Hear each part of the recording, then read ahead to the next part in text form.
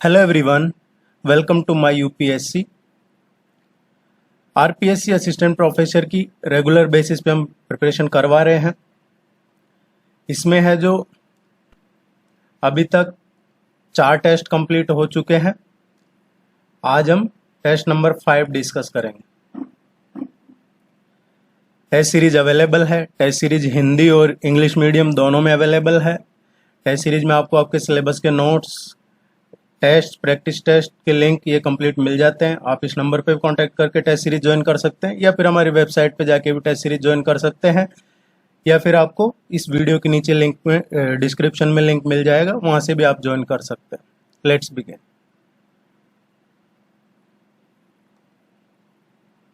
राजस्थान का 27वां conservation reserve क्षेत्र घोषित किया है।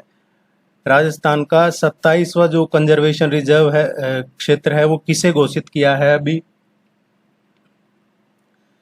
देखिए, अभी रिसेंटली हमीरगढ़ भीलवाड़ा, खींचन गांव जोधपुर और बांझ आमली बारा को ये कंजर्वेशन रिजर्व में शामिल किया है। और अब टोटल कुल मिला के राजस्थान में 27 कंजर्वेशन रिजर्व हो चुके हैं। संरक्षित क्षेत्र ये टोटल 27 हो चुके हैं।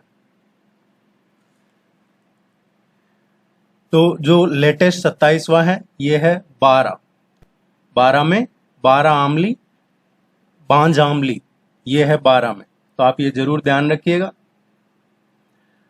12 के इंपॉर्टेंट इसलिए हो जाते हैं क्योंकि 12 में टोटल 5 हो चुके हैं कंजर्वेशन रिजर्व।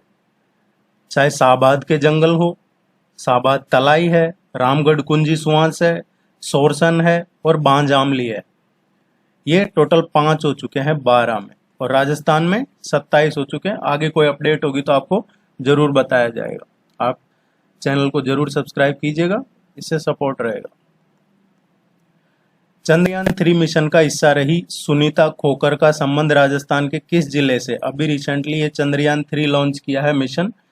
इसमें इस मिशन का हिस्सा रही है, ये राजस्थान से है। इनका है जो राजस्थान में किस जिले की रहने वाली है? राजस्थान के नागौर जिले की रहने वाली है। ये चंद्रयान 3 की जो लॉन्चिंग टीम है उसका हिस्सा है। इसरो की जो टीम है, चंद्रयान 3 की स्पेशल जो टीम है, उसमें लॉन्चिंग टीम का हिस्सा रही है। ये नागौर जिले में डीडवाना है, और डीडवाना में एक गांव है डाकीपुरा, वहां की रहने वाली है सुनीता खोकर। धीरे धीरे आपके टेस्ट में क्वेश्चनों की संख्या बढ़ाई जाएगी, जैसा कि आपको पहले टेस्ट में बता दिया था। इस टेस्ट में टोटल 35 क्वेश्चन है, और आगे धीरे धीरे क्वेश्चन बढ़ाए जाएंगे। निम्नलिखित में से महात्मा गांधी के पुत्र के उपनाम से प्रसिद्ध कौन है? गांधी जी के पुत्र, गांधी जी की उपाधि, ये काफी लोग यूज करते हैं। तो जो गांधी जी के पुत्र के उपनाम से राजस्थान में ये कौन फेमस है? देखिए, इनके पिताजी का नाम है कनीराम और माताजी का नाम बिरदीबाई, और इनका जन्म हुआ है, जमनालाल बजाज है ये 1889 को। कहाँ पे? सीकर, राजस्थान में। इनको गांधी जी के पुत्र के उपनाम से भी जाना जाता है।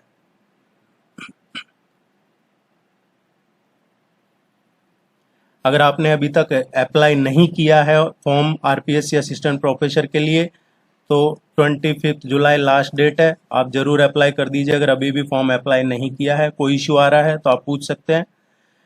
सूची फर्स्ट और सूची सेकंड को सुमेलित कीजिए और नीचे दिए गए कूट का प्रयोग करके सही। ये लिस्ट फर्स्ट है और ये लिस्ट सेकंड है, इनको मैच करना है। ये त्रिवेणी संगम है और ये नदियां हैं। कौन सी नदी किस में जाके मर्ज होके त्रिवेणी संगम बनाती है? ये क्वेश्चन में पूछा है।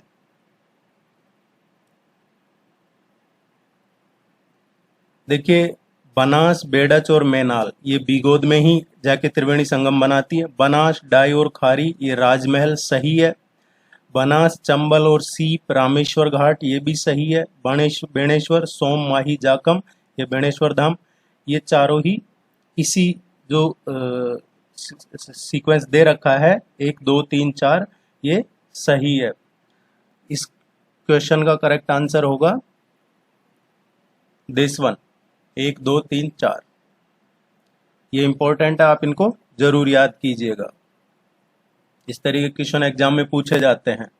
राजस्थान में पृथ्वीराज रासो की रचना किसने की थी? ये इम्पोर्टेंट भी है और इसमें ज़्यादातर बच्चे कंफ्यूज भी हो जाते हैं। और ये क्वेश्चन मोस्टली एग्जाम्स में, चाहे राजस्थान एडमिनिस्ट्रेटिव सर्विसेज हो, एसआई, पटवारी, असिस्टेंट प्रोफेसर, लगभग सभी एग्जाम्स में क्वेश्चन आपको कभी ना कभी देखने को मिल जाता है। देखिए, पृथ्वीराज रासो क्या है? पृथ्वीराज रासो है, इसकी रचना की थी चंद बरदाई ने। चंद बरदाई ने, जो ये पृथ्वीराज के चाइल्डहुड फ्रेंड भी थे और उनके राजकवि भी हैं। उनकी जो युद्ध की यात्राएं हैं और कुछ वीर रस की कविताएं भी इसमें हैं पृथ्वीराज रासो में, ताकि उस टाइम जो आर्मी थी, सेना थी पृथ्वीराज की, उसको मोटिवेट किया जा सके। तो ये इनके जीवन और चरित्र दोनों पे बेस्ड है पृथ्वीराज रासो। अब कई बार क्वेश्चन में कंफ्यूजन इसलिए हो जाता है, जो मैं बात कर रहा हूँ जयानक। जयानक ने लिखा है पृथ्वीराज विजय।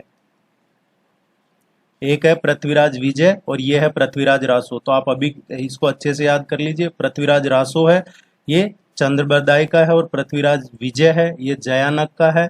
जयानक है, ये कश्मीरी राजकवि थे और इन्होंने लिखा है पृथ्वीराज के बारे में। ये भी पृथ्वीराज के कवि थे, पृथ्वीराज के दरबार में। और इन्होंने है जो जयानक है, इसमें देखिए जो पृथ्वीराज विजय लिखा है, उसमें जो तराइन का पहला युद्ध हुआ है पृथ्वीराज मोहम्मद गौरी, उसका जिक्र है कि पृथ्वीराज की विजय हुई है। लेकिन इनका जो है ये पृथ्वीराज विजय, इसमें तराइन का जो दूसरा युद्ध हुआ है उसका कहीं भी जिक्र नहीं है।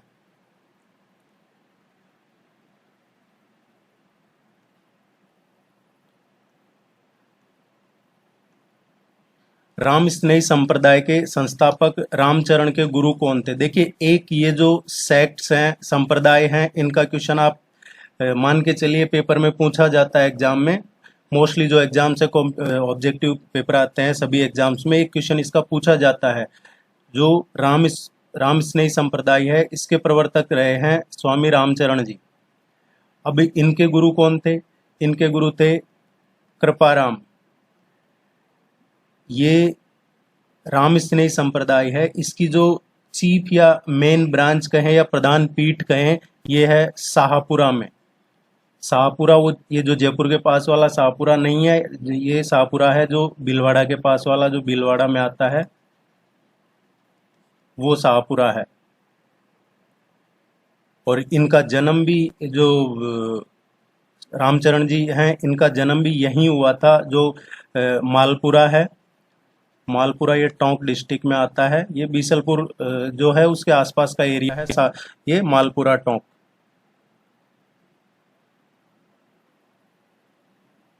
हाल ही में राजस्थान में राज्यपाल ने किस विभाग को मंजूरी प्रदान की है? किस नए विभाग को मंजूरी प्रदान की है अभी रिसेंटली गवर्नर ने? गवर्नर ने ये मंजूरी दी, प्रदान की है। ये जो निदेशालय है, इसकी घोषणा की, उसके बाद में गवर्नर ने भी शांति एवं अहिंसा विभाग को अपनी जो अप्रूवल दे दी है गवर्नर ने, राजस्थान के राज्यपाल ने। बी इसका करेक्ट आंसर आएगा। ये ध्यान रखिएगा, क्वेश्चन पूछा जा सकता है कि राजस्थान में अभी हाल ही में कौन सा नया विभाग बना है? शांति एवं अहिंसा विभाग। ये 1 अक्टूबर 2022 को इसकी घोषणा की थी, इसकी अप्रूवल अभी दी बाद में। राजस्थान के स्वतंत्रता सेनानियों तथा उनके द्वारा स्थापित संस्थाओं को सुमेलित कीजिए। इनको मैच करना है। इधर है ये फ्रीडम फाइटर्स है और इधर इनके द्वारा जो स्थापित इंस्टीट्यूट्स या जो संस्थाएं रही है वो है विजय सिंह पथिक। विजय सिंह पथिक ने कौन सी संस्था की स्थापना की थी? तो ये सेवा समिति। ये हम डिटेल में पहले दूसरे टेस्ट में हम एक पढ़ चुके हैं विजय सिंह पथिक के बारे में अच्छे से। राजस्थान ये जो सेवा संघ है, सेवा संघ समिति, सेवा संघ, इसकी स्थापना है जो 1919 में की थी। वर्धा में अर्जुनलाल सेठी, केसरी सिंह बारट और विजय सिंह पथिक ने की थी। राजनीतिक चेतना के हिसाब से ये इन्होंने इसकी स्थापना की थी। बाद में इसको अजमेर भी शिफ्ट कर दिया गया था। चांदमल सुराणा ने मारवाड़ हितकारिणी सभा की स्थापना की थी।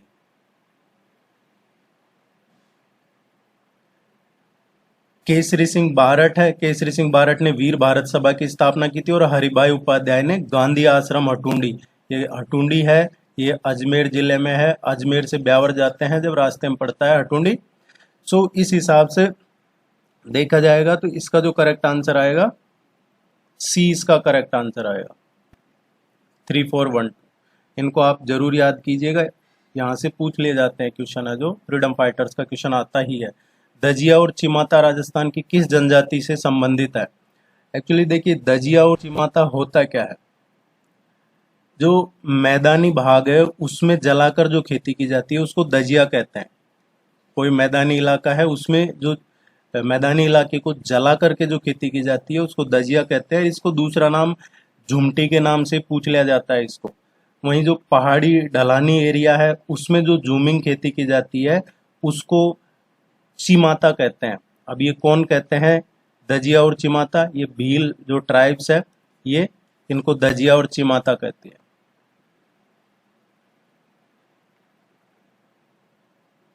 भील ट्राइब्स का आपको पता है ज्यादातर ये उदयपुर, बांसवाड़ा, डूंगरपुर, चित्तौड़गढ़ इन्हीं जिलों में ज्यादा है राजस्थान में। पहली सरकारी सैनिटरी नैपकिन फैक्ट्री कहाँ स्थित है जो पूर्णतः महिलाओं द्वारा संचालित होगी? देखिए ये क्वेश्चन में आप कंफ्यूज नहीं होना, इस क्वेश्चन की दो तीन चीजें हैं जो डिस्कस कर लेते हैं। एक है राजस्थान की पहली सैनिटरी नैपकिन बनाने का उद्घाटन कहाँ हुआ था? सैनिटरी नैपकिन बनाने की जो उद्घाटन हुआ था पहला, वो मशीन का उद्घाटन हुआ था बिछीवाड़ा डूंगरपुर में। बिछीवाड़ा ब्लॉक डूंगरपुर डिस्ट्रिक्ट में हुआ था। लेकिन यहाँ पूछा गया है फैक्ट्री कहाँ स्थित है? पहली सरकारी फैक्ट्री जिसमें सिर्फ पूरी तरह से विमेन्स महिलाएं ही संचालित करेगी। तो पहली अगर मशीन ये सैनिटरी नैपकिन बनाने की मशीन का उद्घाटन कहाँ हुआ? बिछीवाड़ा डूंगरपुर में। लेकिन ऐसी फैक्ट्री जो पूरी तरह से महिलाएं संचालित करेंगी वो पहली फैक्ट्री कहाँ है? ये मिर्जेवाला श्री गंगानगर में है। इस ये क्लियर हो गया होगा। और ये जो राजीविका है, राजीविका क्या है? राजस्थान ग्रामीण आजीविका विकास परिषद, जो ये जिसमें सेल्फ हेल्प ग्रुप होते हैं, स्वयं सहायता समूह, ये मिलकर इसमें जो लगभग हर महीने 6 लाख प्लस नैपकिन्स बनाएंगे। तो डी इसका करेक्ट आंसर है। देखिए ये इस तरीके का राजस्थान में सबसे पहले शुरू किया था। एक वेंडिंग मशीन लगाई थी इन्होंने 2016 में, और उस टाइम अजमेर में लगाई थी ये। जैसे एटीएम है उस तरीके की मशीन लगाई थी ये। उस टाइम पे गौरव गोयल थे डीएम वहाँ पे, डिस्ट्रिक्ट कलेक्टर, उन्होंने शुरुआत की थी। उसके बाद में गवर्नमेंट ने इसको टेक ओवर करके इसको काफ़ी आगे बढ़ाया जा रहा है। प्रधानमंत्री ने फ्रांस यात्रा के दौरान राष्ट्रपति एमेनुअल मैक्रोन को चंदन की लकड़ी से बनी रॉयल वीणा की कलाकृति भेंट की। इसके वास्तुकार कौन है? देखिए इस तरीके के क्वेश्चन, एक क्वेश्चन पूछा जाता है एग्जाम में। तो पिछला जो हमने डिस्कस किया था वो डिस्कस किया था कि जापान के प्राइम मिनिस्टर को क्या दिया था? मोरपंख। यूएस प्रेसिडेंट जो बाइडेन को क्या दिया था? चंदन का बॉक्स गिफ्ट किया था। और फ्रांस के राष्ट्रपति को क्या दिया है? ये चंदन की लकड़ी से बनी रॉयल वीणा गिफ्ट की है। तो ये तीनों चीज़ों आप जरूर ध्यान रखिएगा। फ्रांस के राष्ट्रपति को रॉयल वीणा चंदन की लकड़ी की बनी हुई है।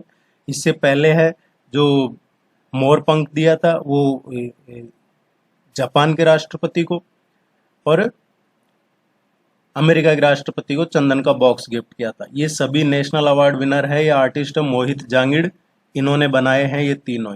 इस क्वेश्चन को पहले भी हम डिस्कस कर चुके हैं अमेरिकी राष्ट्रपति का, जब अमेरिका विजिट हुआ था प्राइम मिनिस्टर का जब। तो ये क्वेश्चन आपको दोबारा इसलिए करवाया गया है, ये फ्रांस से रिलेटेड, आप जरूर ध्यान रखिएगा।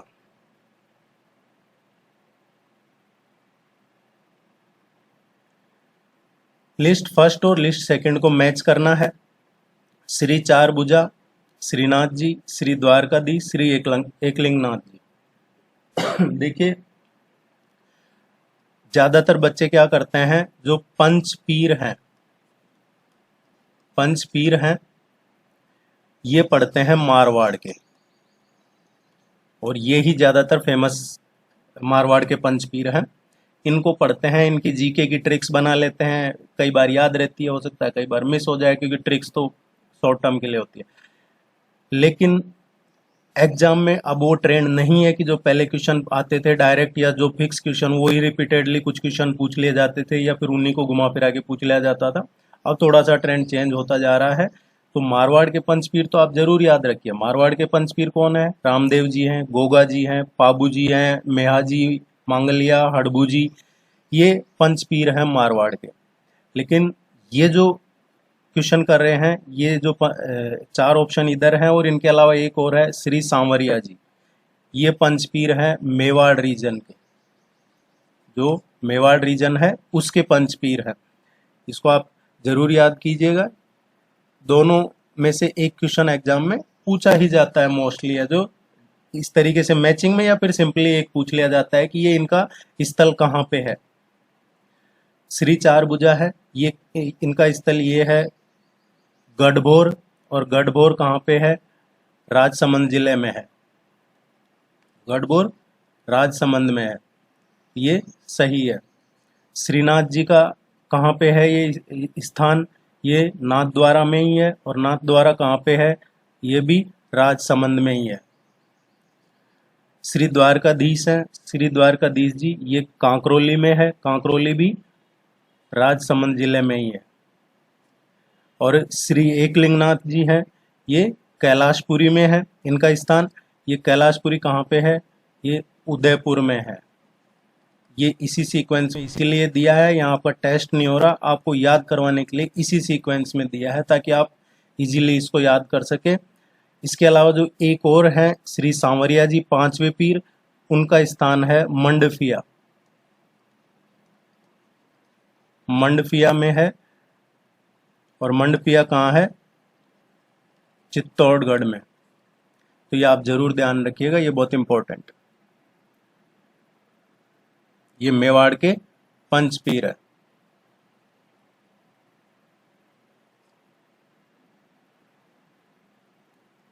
देखिए, आप लाइक नहीं करते हैं, सब्सक्राइब नहीं करते हैं, तो मेरा रिक्वेस्ट रहेगा कि आप लाइक सब्सक्राइब जरूर कर लीजिए, सपोर्ट बना रहेगा, आपको भी नोटिफिकेशन टाइमली मिल जाएगा।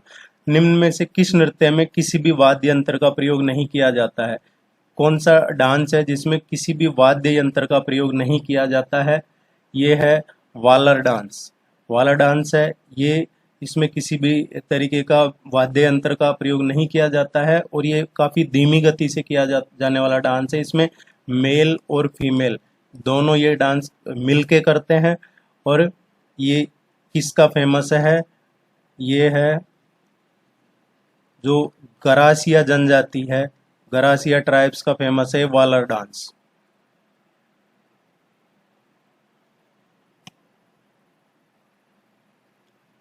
निम्नलिखित में से कौन सा जल दुर्ग नहीं है? इनमें से कौन सा फोर्ट है जो जल दुर्ग नहीं है? ज्यादातर फोर्ट जलदुर्ग ही है। इनमें से कौन सा है? देखिए, ये फोर्ट है जिसने काफी विदेशी आक्रमण हुए हैं इस पे, और ये बनाया था 12वीं सेंचुरी, 12वीं शताब्दी में बनाया गया था अभयराव भाटी ने। इसका निर्माण जो शुरू करवाया था, इसका निर्माण एक्चुअली इसके बीच में करवाया था 298 ईस्वी में भटनेर दुर्ग का, और ये भूपत भाटी ने करवाया था। भूपत भाटी ने इसका निर्माण करवाया था। लेकिन इसका बाद में जो जीर्णोद्धार होता है, उस जीर्णोद्धार को वापिस से इसका जीर्णोद्धार है वो 12वीं सेंचुरी में करवाया था, ये अभयराव भाटी ने करवाया था। और ये काफी फेमस फोर्ट है, गगर नदी के किनारे है। गगर नदी के उत्तरी जो नदन सीमा है वहां पे है, ये एक तरीके से पहरेदार है। भटनेर ये हनुमानगढ़ जिले में है।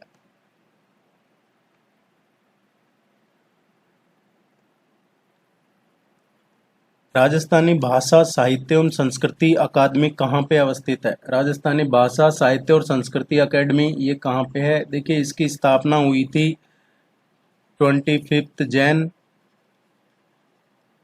1983 को राजस्थानी भाषा साहित्य और संस्कृति अकादमी की स्थापना हुई थी। और ये जो उत्कृष्ट साहित्यकार है उनको हर साल एवरी ईयर ये पुरस्कार दिए जाते हैं। जैसे सूर्यमल मिश्रण पुरस्कार हो गया, गणेशीलाल उस्ताद पद्म पुरस्कार हो गया, मुरलीधर व्यास कथा सम्मान है, शिवचरण गद्य पुरस्कार, इसके अलावा बाल साहित्य पुरस्कार हो गया, पत्रिका प्रकाशन, पोथी प्रकाशन, इस तरीके की कई चीजें इसमें शामिल हैं। एक क्वेश्चन यहाँ से जो और पूछा जाता है आपके एग्जाम में, राजस्थानी भाषा साहित्य एवं संस्कृति अकादमी की मंथली मैगजीन कौन सी है? राजस्थानी भाषा साहित्य एवं संस्कृति अकादमी की मासिक पत्रिका है जागती ज्योत। ये है जागती ज्योत। ये क्वेश्चन भी पूछ लिया जाता है कई बार आपके एग्जाम में।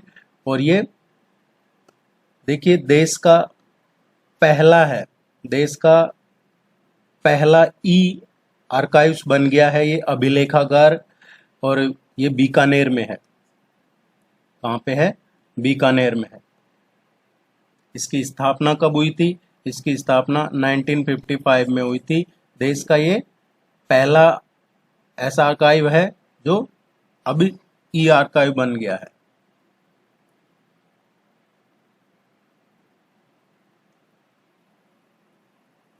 राजस्थान की कुल जनसंख्या में अनुसूचित जाति जनसंख्या का प्रतिशत कितना है? अनुसूचित जाति जनसंख्या का प्रतिशत राजस्थान की जो टोटल पॉपुलेशन है उसमें कितना है? देखिए, टोटल पॉपुलेशन में जो अनुसूचित जाति का प्रतिशत है वो 17.8 है। अभी 16% रिजर्वेशन है एससी के लिए, और ये है 17.8% है, जिसमें से 18.5% में ये 17.8% जो एससी पॉपुलेशन है राजस्थान में, उसमें से 18.5% रूरल में है। रूरल में एससी है 18.5%, और अर्बन की बात करें तो ये 15.7% है।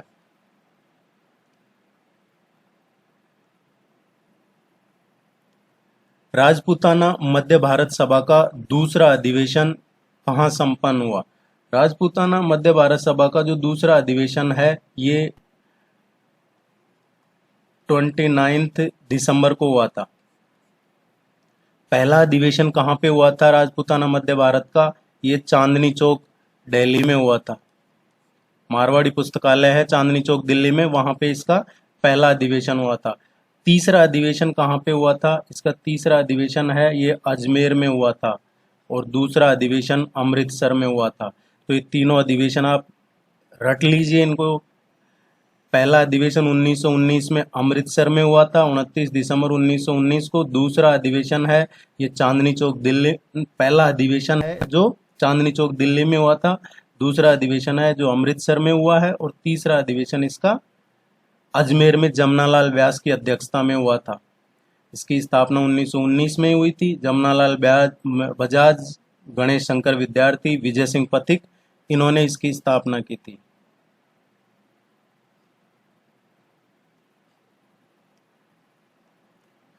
चांगवान ये कोरिया में है। इसमें आयोजित वर्ल्ड जूनियर शूटिंग चैंपियनशिप की किस स्पर्धा में जोधपुर की अक्षिता सोनी भारत का प्रतिनिधित्व करेगी? ये जोधपुर की अक्षिता सोनी राजस्थान की एकमात्र ये विमेन है, महिला है, जो इसमें पार्टिसिपेट कर रही है। इसलिए ये क्वेश्चन पूछा जा सकता है। राजस्थान की एकमात्र महिला खिलाड़ी है ये। भारतीय टीम में इनका सिलेक्शन हुआ है, और ये 25 मीटर स्टैंडर्ड पिस्टल प्रतियोगिता में ये पार्टिसिपेट करेंगे। ये अभी चल रहे हैं। ये जो कोरिया वाला है ये अभी चल रहा है।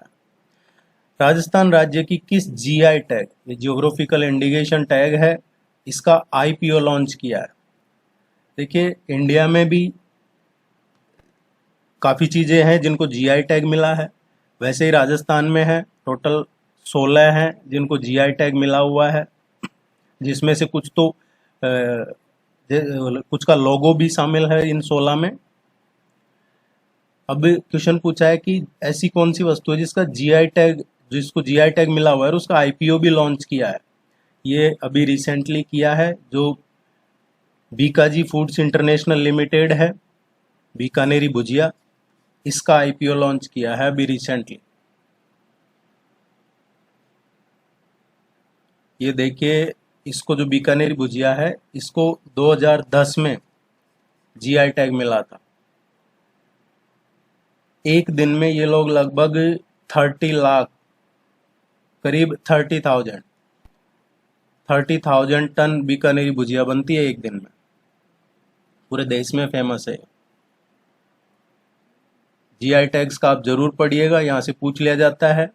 16वां जो था वो सोजत की मेहंदी है, उसको मिला था। पहला जो राजस्थान में जीआई टैग मिला था बगरू प्रिंटिंग को मिला था, बगरू प्रिंटिंग जयपुर के में आती है। दूसरा बीकानेरी भुजिया को मिला था। तीसरा ब्लू पोट्री है जयपुर का, उसको मिला था। चौथा मिला था वो ब्लू पोट्री के लोगो को मिला था, ये भी जयपुर का ही है। पांचवा कठपुतली जो है राजस्थान का, उसको मिला, फिर कठपुतली के लोगो को मिला छठा। देन उसके बाद जो कोटा डोरिया साड़ी है उसको मिला, फिर कोटा डोरिया लोगो है उसको मिल गया। फिर उसके बाद इकलौता ऐसा नेचुरल वस्तु कौन सी है जिसको जीआई टैग मिला है राजस्थान में, वो है मकराना मार्बल। मकराना का जो संगमरमर है नागौर में है ये, इसको नवा ये था जिसको जीआई टैग मिला था। इसके अलावा मिट्टी कार्य जो मोलेला मिट्टी कार्य है, मोलेला मिट्टी कार्य को मिला था। मोलेला कहाँ पे है? मोलेला राजसमंद में है, नाथद्वारा राजसमंद में। फिर इसके बाद मोलेला मिट्टी कार्य का जो लोगो है उसको मिला, ये भी नाथद्वारा राजसमंद। इसके बाद में जो 12वां मिला है फुलवारी को मिला है। फुलवारी एक ऐसा है वस्तु जिसको जीआई टैग मिला हस्तशिल्प में, ये राजस्थान पंजाब और हरियाणा, फुलवारी राजस्थान पंजाब और हरियाणा तीनों में ही इसको जीआई टैग मिला हुआ है। सांगानेरी प्रिंट को मिला है, ये जयपुर का है। थेवा कला, ये क्वेश्चन पूछा जाता है कई बार एग्जाम में कि थेवा कला कहाँ का फेमस है, ये प्रतापगढ़ जिले का फेमस है। और उसके बाद में 2018 में पोखरण पोट्री जो है, पोखरण का पोट्री है जैसलमेर का हस्तशिल्प, इसको मिला है 15वां। 16वां मिला है सोजत मेहंदी को सितंबर 2021 में। सोजत ये पाली में है। जाखम सिंचाई परियोजना राजस्थान के कौन से जिले में? जाखम सिंचाई परियोजना राजस्थान में ये प्रतापगढ़ जिले में है। इस पे जाखम नदी पे बांध भी है ये, और जाखम है जो माही नदी की ट्रिब्यूटरी है, माही रिवर की सहायक नदी है ये जो जाखम सिंचाई परियोजना है ये 1962 में शुरू की गई थी। और ये किन जिलों में है ये पूछ लिया जाता है कई बार, तो ये उदयपुर, चित्तौड़गढ़ और प्रतापगढ़। जाखम सिंचाई परियोजना उदयपुर, इसके अलावा है जो चित्तौड़गढ़, एंड जो लेटेस्ट सबसे नया जिला बना हुआ है अभी तक प्रतापगढ़, 33वां जिला, इसको मिला है। इनमें है ये सिंचाई परियोजना तीनों में। अभी जो नए जिले बने हैं आने दीजिए, उनको पढ़ा देंगे आप, पूरा उनका हुआ नहीं अभी। राठ क्षेत्र किस जिले में है? देखिए राठ के बारे में एक बात कही जाती है, ना राठ नव है ना राठ मन है। मतलब राठ ना तो या तो झुकाने से झुकता है, ना राठ मनाने से मानता है, वह अपनी मर्जी से ही करता है जो करता है। और ये राठ को एरिया किसका बाहुल्य एरिया है? ये राठ है जाट और यादव, ये बाहुल्य एरिया है अलवर का।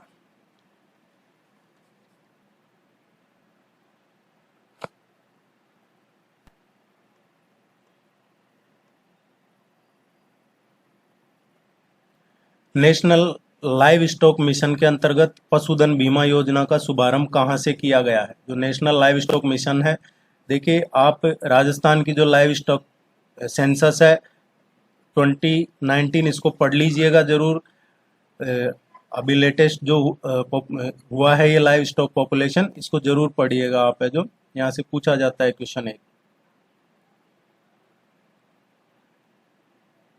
ये किया है, ये धानक्या विलेज है जयपुर में, यहाँ से शुरू किया है।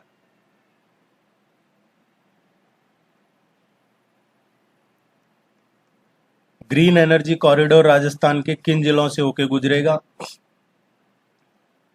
ग्रीन एनर्जी क्या है? जिस एनर्जी से कार्बन नहीं बनता है, जिससे वातावरण दूषित नहीं होता, उसको ग्रीन एनर्जी कहते हैं। अब ये है जो पहली बार एक्चुअली क्या है, जो वेस्टर्न राजस्थान है, पश्चिमी राजस्थान, जोधपुर हो गया, बाड़मेर जैसलमेर, जोधपुर बाड़मेर जैसलमेर, ये वेस्टर्न राजस्थान में आते हैं, जिसमें सौर ऊर्जा और पवन ऊर्जा, सोलर एनर्जी और विंड एनर्जी, इसको प्रोडक्शन को बढ़ावा मिले, इसके लिए एक ग्रीन एनर्जी कॉरिडोर तैयार किया जा रहा है।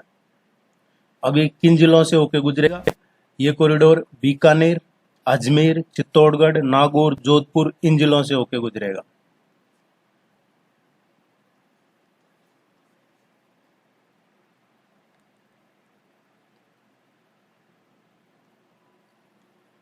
राजस्थान विधानसभा की लोक सेवा समिति के सदस्यों का कार्यकाल कितने टाइम का होता है? देखिए, लोक सेवा समिति का काम क्या होती है। लोक सेवा समिति का अध्यक्ष जो लीडर ऑफ ऑपोजिशन है, लीडर ऑफ ऑपोजिशन जो विपक्ष का नेता होता है, वो इसका अध्यक्ष होता है लोक सेवा समिति का। ये एक्चुअली जो सरकार की वित्तीय नियंत्रण निगरानी के लिए विधानसभा की लोक सेवा समिति का गठन किया था। और इसका कब किया था राजस्थान में? ये किया था 10 अप्रैल 1952 को लोक सेवा समिति का गठन किया गया था। ये एकल संक्रमणीय मत प्रणाली होती है इसमें। और एकल संक्रमणीय मत प्रणाली मीन्स हर साल चुनाव किया जाता है। इसमें टोटल मेंबर कितने हैं? 15 सदस्य होते हैं और हर साल इनका चुनाव किया जाता है। अध्यक्ष इसमें लीडर ऑफ ऑपोजिशन ही होता है, तो ये ध्यान रखिएगा। बयाना दुर्ग स्थित वरिक विष्णुवर्धन विजय स्तंभ किस काल का माना जाता है? ये जो बयाना फोर्ट है, इसमें जो विष्णुवर्धन विजय स्तंभ है, ये किस टाइम का माना जाता है?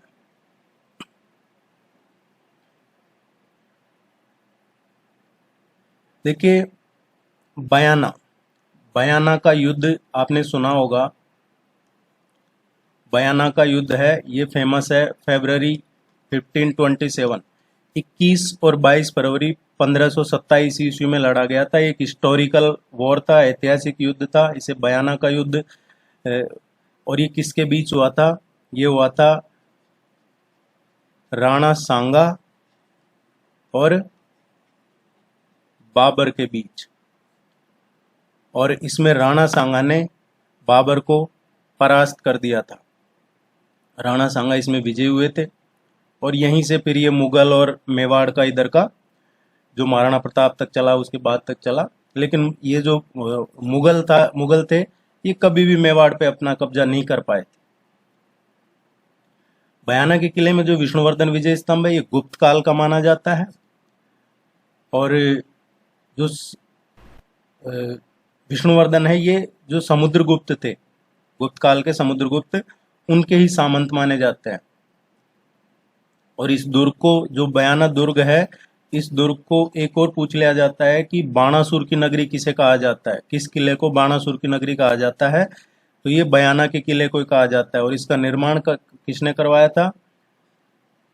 इस किले का है जो 1040 ईस्वी में करवाया था विजयपाल ने। महाराज विजयपाल ने इसका निर्माण करवाया था। भरतपुर जिले में है। और अगर पहाड़ी पूछे किस पहाड़ी पे है ये, तो आपको ध्यान रखना है दमदमा पहाड़ी। दमदमा पहाड़ी पे बयाना का किला है। महारानी विक्टोरिया के स्वर्ण जुबली उत्सव में भाग लेने के लिए 1887 ईस्वी में मारवाड़ के प्रतिनिधि के रूप में किसे इंग्लैंड भेजा गया था? मारवाड़ के प्रतिनिधि के रूप में जो इंग्लैंड गए थे, वो प्रताप सिंह गए थे। ये राजा तखत सिंह की जो रानी थी, राणावत जी का दूसरा पुत्र थे ये। और जसवंत सिंह जी, जो कि बाद में जोधपुर की गद्दी पे बैठे, उनके पहले पुत्र थे ये। स्वर्ण जयंती मनाया था 50 साल पूरे होने पे रानी विक्टोरिया ने, तो उस लंदन में ये स्वर्ण जयंती समारोह हुआ था। और इसी में महाराजा जसवंत सिंह ने ये सर प्रताप को महाराजा धीराज की उपाधि भी दी थी। प्रताप सिंह राजपूत राजाओं में ये पहला व्यक्ति था। और बाद में इन्होंने ही है जो राय का बाग रेलवे स्टेशन के पास जुबली कोर्ट का भी निर्माण करवाया था।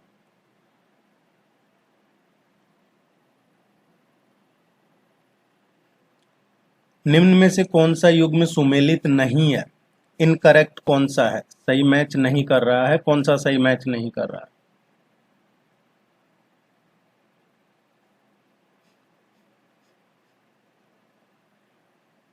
देखिए, ये जो सही मैच नहीं कर रहा है, सीके मैथ्यू चीफ सेक्रेटरी रहे हैं राजस्थान के। ये चीफ सेक्रेटरी हैं इधर राजीव महर्षि, मीठालाल मेहता, केपीयू मेनन और सीके मैथ्यू, ये राजस्थान के चीफ सेक्रेटरी हैं। और इधर अशोक गहलोत, भैरव सिंह शेखावत, मोहनलाल सुखाड़िया और वसुंधरा राजे, ये चीफ मिनिस्टर हैं। मुख्यमंत्री। राजीव महर्षि है, ये चीफ सेक्रेटरी कब रहे हैं? ये 22 दिसंबर 2013 से और 28 अक्टूबर 2014 तक रहे हैं। सो अब देखना होगा, अशोक गहलोत मुख्यमंत्री बने हैं 2018 में। इससे पहले 2013 से और 2018 तक वसुंधरा राजे थी, लेकिन राजीव महर्षि इनके टाइम पे चीफ सेक्रेटरी नहीं रहे। सीके मैथ्यू की बात करें तो ये 30 फरवरी 2012 से और 13 दिसंबर, आपको इसलिए बता रहा हूं कि आप कंफ्यूज हो जाओगे, 13 दिसंबर 2013 तक रहे हैं और 13 दिसंबर को ही वसुंधरा राजे ने मुख्यमंत्री की शपथ ली थी, इसलिए कंफ्यूज नहीं होना आपको। केपीयू मेनन मोहनलाल सुखाड़िया के टाइम पे रहे हैं। केपीयू मेनन 1966 से और 68 तक रहे हैं। उस टाइम पे मोहनलाल सुखाड़िया चीफ मिनिस्टर थे। मीठालाल मेहता है, ये भैरव सिंह शेखावत जी के टाइम पे रहे हैं 1994 से और 97 तक। आप जरूर पढ़िएगा, एक इस तरीके का काफी टफ क्वेश्चन आता है एग्जाम में।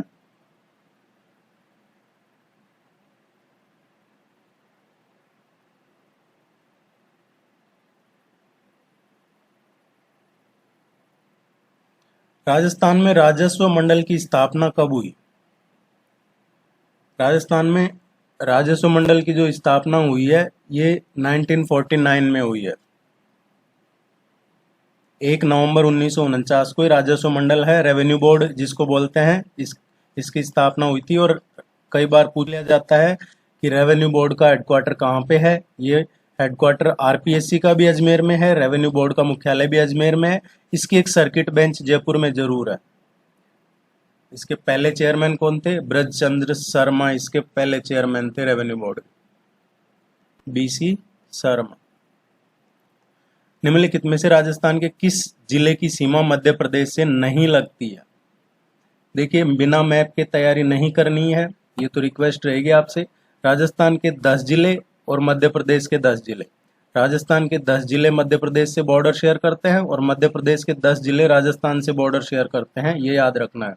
राजस्थान के 10 जिले कौन से हैं? धौलपुर, करौली, माधोपुर, बारां, झालावाड़, कोटा, भीलवाड़ा, चित्तौड़गढ़, प्रतापगढ़, बांसवाड़ा, ये सभी 10 जिले इससे बॉर्डर शेयर करते हैं मध्य प्रदेश से। मध्य प्रदेश के 10 जिले कौन से हैं? झाबुआ, रतलाम, मंदसौर, नीमच, आगर मालवा, राजगढ़, गुना, शिवपुरी, श्योपुर, मुरैना, ये 10 जिले राजस्थान से बॉर्डर शेयर करते हैं।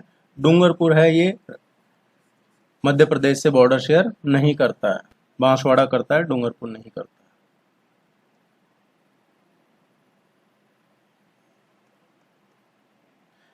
बांसवाड़ा व डूंगरपुर के मध्य के भूभाग को किस नाम से जाना जाता है? एक क्वेश्चन कई बार ये पूछा जाता है इस तरीके का कि इस एरिया को किस नाम से जाना जाता है, इस एरिया को किस नाम से जाना जाता है।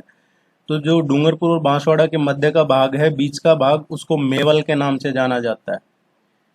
एक और पूछ लिया जाता है कि बांसवाड़ा और डूंगरपुर का जो संयुक्त रूप से जो एरिया है, उसको, पूरे एरिया को, बांसवाड़ा और डूंगरपुर का जो संयुक्त एरिया है उसको क्या बोलते हैं? उसको पुष्प क्षेत्र बोलते हैं। आप इसको लाइक जरूर कीजिएगा, सब्सक्राइब जरूर कीजिएगा।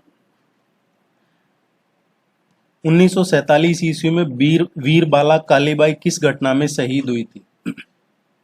वीरबाला कालीबाई है, ये एक्चुअली जो सेंगाबाई थे, शिक्षक थे, एक अध्यापक, उनको बचाने में ये शहीद हो गई थी। इसको एक और दूसरे तरीके से पूछ लिया जाता है, रास्तापाल कांड। डूंगरपुर रियासत के राजा मारावल नहीं चाहते थे कि उनके राज्य में एजुकेशन का प्रसार हो, जैसे आजकल कई रीजन्स हैं उनमें नहीं चाहते हैं कि इस एरिया में ज़्यादा एजुकेशन हो, क्योंकि अगर आदमी एजुकेट होगा तो वो सवाल जवाब करेगा, अधिकारों के प्रति जागरूक होगा। तो जो नाना भाई खांट थे, उन्होंने आदिवासियों में जागृति लाने के लिए शिक्षा का ही रास्ता सही चुना और ये शिक्षा प्रेमी थे नाना भाई खाट। इन्होंने 19 जून 1947 को ये शुरू किया शिक्षा को, अवेयरनेस को लेके। और कालीबाई ने 21 जून 1947 को, जो अध्यापक थे श्री सेंगाबाई, उनको बचाने में शहीद हो गई थी। तो ये एजुकेशन से जुड़ा हुआ था। और उस टाइम के जो महाराजा मारावल थे डूंगरपुर के, वो नहीं चाहते थे कि लोग एजुकेट हों। अदरवाइज जो दरबारी है, चाकरी है, गुलामी है, वो बंद हो जाती है। लोग सवाल जवाब करने लग जाते हैं जब पढ़ाई लिखाई करते हैं। मेवाड़ के किस शासक ने गोमती नदी का पानी रोककर राजसमंद झील का निर्माण करवाया था? ये महाराजा जयसिंह राज सिंह ने करवाया था। गोमती नदी कहाँ से निकलती है? देखिए, अकाल रात कार्यों के तहत इस झील का निर्माण शुरू करवाया था 1662 में, और इसका बाद में उद्घाटन किया था 1676 में। गोमती नदी है कुंभलगढ़ की पहाड़ियों से निकलती है। कुंभलगढ़ की पहाड़ियों में जो अभी हम ऊपर पढ़ रहे थे पंचपीर, जो एक पंचमीर पीर हमने पढ़ा था राजसमंद में, गढ़बोर, चार भुजा गढ़बोर, उसके पास में सेवत्री गांव है, राम दरबार भी है वहाँ, वहां से निकलती है गोमती नदी कुंभलगढ़ की पहाड़ियों में, चार भुजा गढ़बोर, सेवत्री गांव, राम दरबार। और यहाँ पे है जो प्रसिद्ध कृष्ण तीर्थ और मेवाड़ के चार धामों में से एक चार भुजा धाम यहीं पे है, जिसको राम दरबार के नाम से भी जानते हैं। और आगे जाके ये जैसे ये झील यहाँ से निकली राम दरबार से चलकर जो वर्ल्ड फेमस जयसमंद झील है उसमें जाके और गिरती है गोमती नदी। और इस नदी पे है जो एक झील और बनाई गई थी बांध का निर्माण करके, ढेबर झील। तो वो भी आपको ध्यान रखना है कि ढेबर झील किस नदी पे है, तो वो भी गोमती नदी पे ही है, आप ये जरूर ध्यान रखिएगा। एक गोमती नदी लखनऊ में है, ये अलग है। मानसागर झील कहाँ स्थित है? जयपुर के जो महाराजा थे सवाई जयसिंह, उन्होंने जो अश्वमेध यज्ञ किया था उसके बाद 1799 में जल महल का निर्माण करवाया था। और वो एक्चुअली क्या है, जो राजसी उत्सव या अपनी रानी के साथ कुछ वक्त बिताने के लिए जल महल का इस्तेमाल करते थे। जल महल है जो अभी अभी तो कह रही है पक्षी अभ्यारण्य और टूरिस्ट प्लेस हो गया। जल महल मध्यकालीन महलों की तरह, जैसे इसमें भी 2 मंजिला भवन है ये, और ये काफी फेमस जगह है, देखने लायक जगह है ये। बाद में सवाई जयसिंह ने जयपुर की जो जलापूर्ति है उसको देखते हुए गर्भावती नदी है, गर्भावती नदी पे अब तो एक्सटिंक्ट हो गई है लगभग, इस पे बांध बनाकर मानसागर झील का निर्माण करवाया था। और ये किस शैली का है? राजपूत शैली से तैयार किया गया था। आमेर रोड पे है ये, जयपुर में जो आमेर रोड है वहां पे है मानसागर झील। और इसी मानसागर झील के बीचों बीच है जल महल, जो चारों तरफ से जो अरावली की पहाड़ियों से घिरा हुआ है, जिसको आई बॉल भी कहते हैं। इस क्वेश्चन का करेक्ट आंसर हो गया जयपुर। गूगल वगैरह करोगे तो आपको इसमें अजमेर भी मिलेगा आंसर, लेकिन कंफ्यूज नहीं होना है कि अजमेर के शासक ने बनवाया था, लेकिन ऐसा नहीं है, जयपुर के शासक ने बनवाया। मोहनलाल सुखाड़िया विश्वविद्यालय उदयपुर में पहली बार लोकपाल किसे नियुक्त किया गया है? मोहनलाल सुखाड़िया यूनिवर्सिटी कब बनी है? ये मोहनलाल सुखाड़िया यूनिवर्सिटी है उदयपुर में, ये इसकी स्थापना 1962 में हुई थी, लेकिन पहली बार इसमें लोकपाल नियुक्त किया है प्रोफेसर भानु कुमार शर्मा को। ये काफी चर्चा में रहा है, ये पूछा जाएगा क्वेश्चन। राष्ट्रीय राजमार्ग जो नेशनल हाईवे है 27 राजस्थान के किस जिले से होकर नहीं गुजरता है? देखिए, राष्ट्रीय राजमार्ग जो नेशनल हाईवे 27 है, ये राजस्थान में एक भारत में जो है पूर्व पश्चिम राष्ट्रीय राजमार्ग, ईस्ट और वेस्ट का जो नेशनल हाईवे है, जो कहाँ से शुरू होता है? गुजरात में पोरबंदर से शुरू होके और फिर ये आगे सिलचर तक जाता है। ये है पूर्व पश्चिम राष्ट्रीय राजमार्ग। गुजरात, पोरबंदर गुजरात में है और फिर ये सिलचर आसाम में है। तो गुजरात से राजस्थान, मध्य प्रदेश, उत्तर प्रदेश, बिहार, पश्चिम बंगाल और फिर आसाम, ये बात करें हम नेशनल हाईवे 27 की। और जिसका पहले नाम था 76, पुराना नाम था इसका NH 76, अब ये नया नाम है नेशनल हाईवे 27। ये राजस्थान में टोटल 7 जिलों से होकर गुजरता है। सिरोही, उदयपुर, चित्तौड़गढ़, भीलवाड़ा, बूंदी, कोटा और बारा, इनसे होके 7 जिलों से होके गुजरता है। तो किस जिले से होके नहीं गुजरता है? पाली से होके नहीं गुजरता है। उम्मीद है ये आपको यूजफुल लगा होगा। आप जरूर चैनल को सब्सक्राइब करेंगे, वीडियो को लाइक करेंगे, टेस्ट सीरीज ज्वाइन कर लीजिए। आपकी रेगुलरिटी बनी रहेगी, आपको नोट्स मिल जाएंगे, आपका सिलेबस कंप्लीट अच्छे से करवाया जाएगा। All the very best, good luck, thank you very much.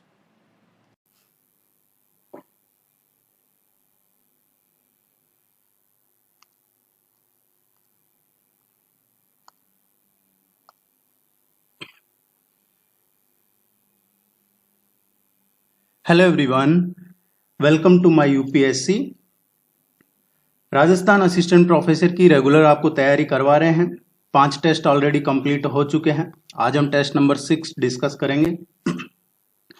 Taste wise question भी बढ़ाए जा रहे हैं। आपने अभी तक टेस्ट सीरीज ज्वाइन नहीं की है तो टेस्ट सीरीज ज्वाइन कर लीजिए। आप वेबसाइट पे जाके टेस्ट सीरीज ज्वाइन कर सकते हैं। इस नंबर पे कांटेक्ट करके भी टेस्ट सीरीज ज्वाइन कर सकते हैं। टेस्ट सीरीज का लिंक आपको नीचे डिस्क्रिप्शन में मिल जाएगा, कमेंट सेक्शन में मिल जाएगा। आप टेस्ट सीरीज ज्वाइन करते हैं तो उसमें आपको सिलेबस के कंप्लीट स्टडी नोट्स मिल जाते हैं। और यहाँ पे जो टेस्ट करवाए जा रहे हैं वो टेस्ट आपको हिंदी और इंग्लिश दोनों में अवेलेबल है। अगर आप हिंदी मीडियम में ज्वाइन करते हैं तो आपको ये टेस्ट और नोट्स हिंदी में अवेलेबल करवाए जाएंगे। प्रैक्टिस टेस्ट जो आपको लिंक मिलेगा वो हिंदी और इंग्लिश दोनों में होगा। इंग्लिश में ज्वाइन करते हैं तो नोट्स और जो टेस्ट है वो इंग्लिश में मिलेंगे आपको। प्रैक्टिस टेस्ट का लिंक है जो हिंदी और इंग्लिश दोनों में अवेलेबल है।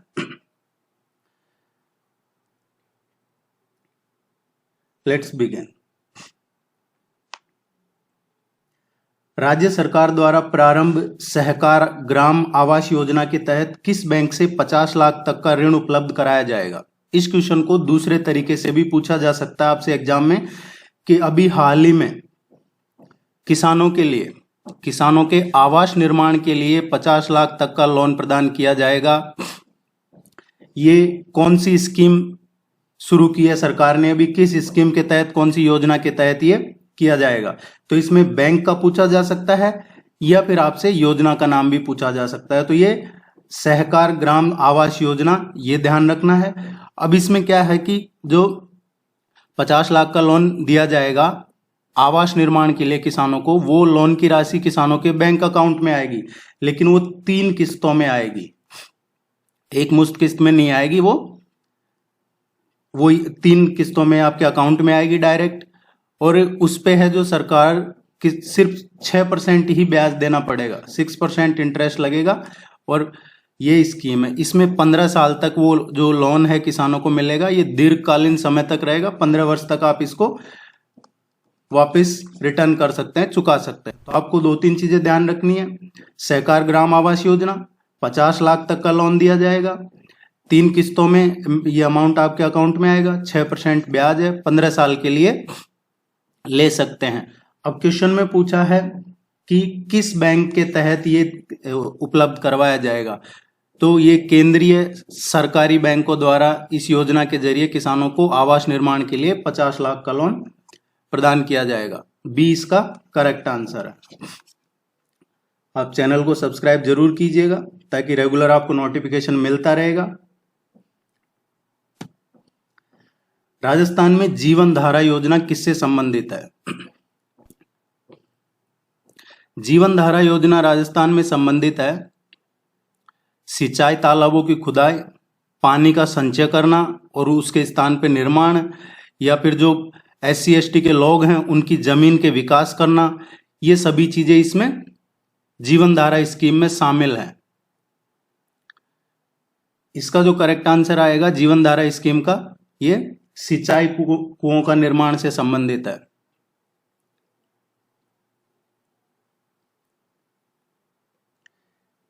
एक और योजना का नाम सुना होगा आपने, जो जवाहर रोजगार योजना है, उसके अंतर्गत जो राशि उपलब्ध करवाई जाती है उसका 30% इसी जीवन धारा योजना के लिए रखा जाता है। राज्य का पहला ट्रांसजेंडर जन्म प्रमाण पत्र किस नगर निगम द्वारा जारी किया गया? इसमें देखिए नगर निगम का पूछ सकते हैं या फिर किसको जारी किया गया है वो भी पूछा जा सकता है। दोनों ही चीजें आपको ध्यान में रखनी है। ये जो पहला ट्रांसजेंडर राजस्थान का जो ट्रांसजेंडर बर्थ सर्टिफिकेट प्रोवाइड किया गया है, ये नगर निगम ग्रेटर जयपुर, इसका ए इसका करेक्ट आंसर आएगा। और ये किसने प्रोवाइड किया है? जो आर्थिक और सांख्यिकी विभाग है उसने, जयपुर की रहने वाली है, ये ट्रांसजेंडर है, नूर शेखावत। तो ये नाम ध्यान रखना आपको, नूर शेखावत का। नूर शेखावत को मिला है ये, वो पहली ट्रांसजेंडर।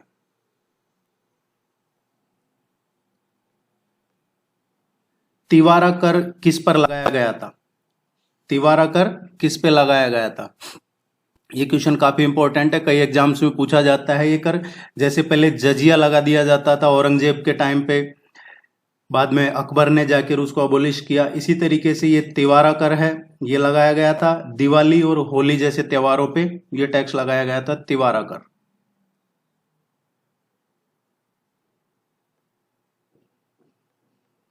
ढोला मारू का नायक ढोला कहाँ का राजा था? ढोला मारू की कहानी आप सभी जानते होंगे। नरवर के राजा थे नल, उनका पुत्र था ये ढोला। इनको सालह कुमार के नाम से भी जानते हैं। इसमें यह था कि जो ये नरवर के राजा थे, इनके यहाँ अकाल पड़ गया था और उसके बाद ये दूसरे राजा के राज्य में जाकर इन्होंने वहां रहने लगे।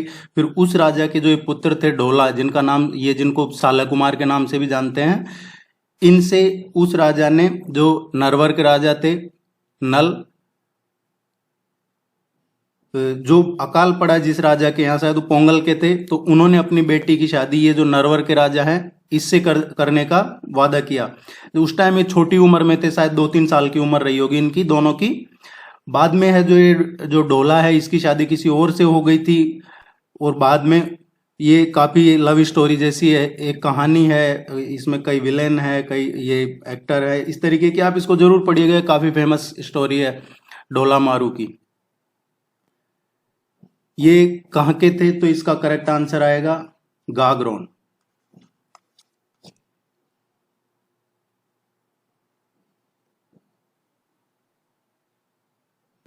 जिस बुक की मैं आपसे चर्चा कर रहा था, ये बुक अब अवेलेबल है मार्केट में, स्पेशली असिस्टेंट प्रोफेसर के लिए ही है ये बुक। आरपीएससी असिस्टेंट प्रोफेसर के जनरल स्टडीज का जो आपका पेपर 3rd है, उसके लिए ये बुक है। अब ये मार्केट में अवेलेबल है, आप चाहें तो इस बुक को ऑर्डर कर सकते हैं, या आपके एड्रेस पे डिलीवर हो जाएगी। ये बुक अवेलेबल है। इस बुक का लिंक आपको नीचे डिस्क्रिप्शन में मिल जाएगा, कमेंट सेक्शन में मिल जाएगा। आप नंबर पे कांटेक्ट करके ये बुक अपने एड्रेस पे मंगवा सकते हैं, या फिर हमारी वेबसाइट पे जाके myupsc.com पे जाके भी आप इस बुक को ऑर्डर कर सकते हैं। इस बुक की खासियत यह है, एक तो जो आपका सिलेबस है जनरल स्टडीज ऑफ राजस्थान, वो पूरा कवर किया गया है इसमें। History, polity, geography, economy, art, culture, उसके साथ में जो राजस्थान का पिछले 1 साल का करंट अफेयर है वो भी इस बुक में दिया गया है। इसके अलावा इस बुक की एक और जो खासियत है वो ये है कि आपको सब्जेक्ट वाइज प्रैक्टिस क्वेश्चन भी है। सपोज जो स्टडी मटेरियल है हिस्ट्री ऑफ राजस्थान या ज्योग्राफी ऑफ राजस्थान, तो उसके बाद में हिस्ट्री से रिलेटेड सफिशिएंट प्रैक्टिस क्वेश्चन है, ज्योग्राफी ऑफ राजस्थान से रिलेटेड सफिशिएंट प्रैक्टिस क्वेश्चन है। इसमें बजट भी है, बजट के जो इंपॉर्टेंट नोट्स हैं वो भी इसमें शामिल हैं, और करंट अफेयर्स भी है। आप इस बुक को जब ऑर्डर करते हैं तो उसके बाद में कोई अपडेट होता है तो आपको राजस्थान का जो करंट अफेयर है उसका पीडीएफ आपके ईमेल आईडी पे भी सेंड किया जाएगा। और कोई क्वेरी है तो आप जरूर पूछ लीजिएगा। इसमें आपका पूरा सिलेबस कंप्लीट हो जाएगा। और ये इंग्लिश मीडियम में है ये book, general studies of Rajasthan, ये इंग्लिश मीडियम में है। और ये इसका अभी लेटेस्ट नया एडिशन आया है। पहले भी इसका एडिशन आए हुए हैं, और अभी ये लेटेस्ट नया एडिशन अभी आया है इसी वीक में, तो आप इसको ऑर्डर कर सकते हैं।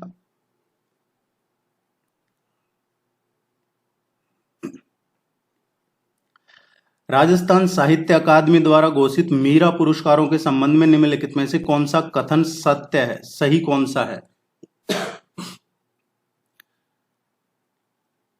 वर्ष 2019-20 के लिए गोविंद माथुर की काव्य कृति मुड़कर देखता है जीवन को, इसके लिए दिया गया था। ये बिल्कुल सही है। जो मीरा पुरस्कार है 2019-20 के लिए, ये गोविंद माथुर की काव्य कृति है मुड़कर देखता है जीवन, इनको दिया गया था। ये रचना है गोविंद माथुर की। 2020-21 के लिए डॉक्टर RD सैनी की जो कृति है प्रिय ओलिव, ये सही है। प्रिय ओलिव जो रचना है डॉक्टर आर डी सैनी की, उनको 2020-21 के लिए मीरा पुरस्कारों से सम्मानित किया गया था। राजस्थान साहित्य अकादमी द्वारा ये मीरा पुरस्कार दिया गया था। 2021-22 के लिए डॉक्टर पद्मजा शर्मा की जो कृति है मोबाइल, पिक और हॉस्टल तथा अन्य कहानियां को, ये 2021-22 के लिए मीरा पुरस्कार दिया गया था डॉक्टर पद्मजा शर्मा को।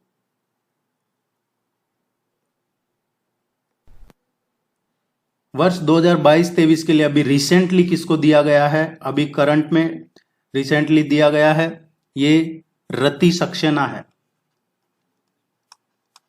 रति सक्सेना की रचना है ये हंसी एक प्रार्थना, इनकी काव्य कृति है हंसी एक प्रार्थना। तो आपको ये ध्यान रखना है, अगर आपसे पूछा जाता है कि 2022-23 के लिए राजस्थान साहित्य अकादमी पुरस्कारों में मीरा पुरस्कार किसको दिया गया है, तो ये रति सक्सेना को दिया है हंसी एक प्रार्थना के लिए। सारे ही सही है, इसका करेक्ट आंसर आएगा उपर्युक्त सभी।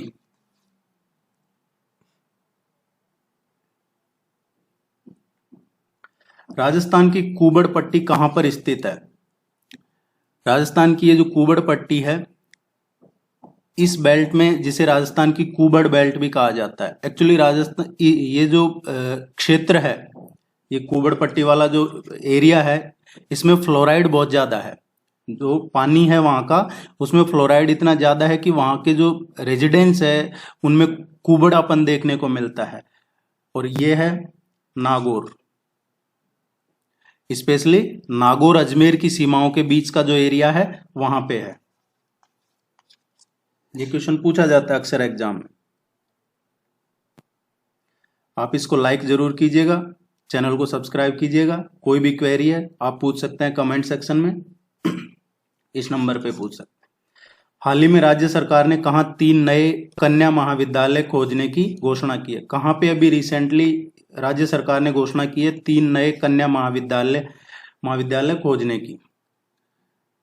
ये 3 नए जो कन्या महाविद्यालय खोले जाएंगे, ये खोले जाएंगे सलुम्बर उदयपुर में, जयपुर जिले में सांभर में और कपासन चित्तौड़गढ़ में। ये 3 नए विमेंस जो महाविद्यालय हैं ये खोले जाएंगे। इसका जो करेक्ट आंसर आएगा डी आएगा, ये सभी सही है। इसमें जो भवन निर्माण वगैरह है इसकी स्वीकृति मिल चुकी है।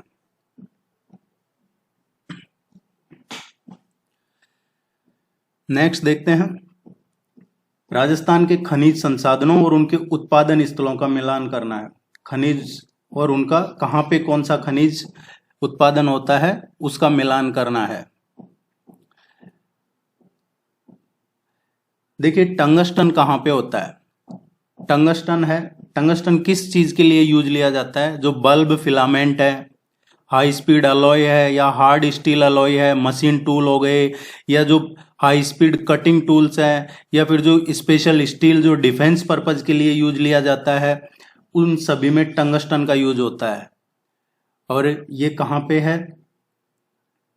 ये टंगस्टन है डेगाना।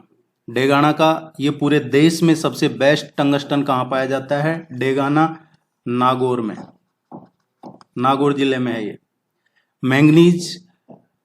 मैंगनीज के लिए जो फेमस है लिलवानी, ये लिलवानी है, ये मैंगनीज के लिए फेमस है। और लिलवानी कहां पे है? बांसवाड़ा जिले में। बांसवाड़ा जिले में घाटोल जो एरिया है, घाटोल में काला खूंटा है, तामेसरा है, रूपा खेड़ी है, ये लगभग 25 किलोमीटर की एक बेल्ट है। इसमें स्पेशली मैंगनीज के काफी विशाल भंडार पाए जाते हैं। और ये जो लिलवानी है ये बांसवाड़ा में फेमस है मैंगनीज माइंस के लिए। तो ये एरियाज आप ध्यान रखिएगा। हो सकता है आपको लिलवानी नहीं दे रखा हो ऑप्शन में, आपको काला खूंटा, तामेसरा, रूपा खेड़ी दे रखा हो, तो वो भी सही है। तांबे के लिए जो फेमस है ये है खेतड़ी सिंगाना, ये झुंझुनू डिस्ट्रिक्ट में है राजस्थान में। यहाँ पे तांबा के लिए फेमस है, कॉपर के लिए खेतड़ी कॉपर। सीसा और जिंक है, लेड और जिंक ये जवारमाला है। और जवारमाला कहाँ पे है? ये जवारमाला एक्चुअली हिल है, हिल्स ऑफ जवारमाला, ये उदयपुर के पास में है।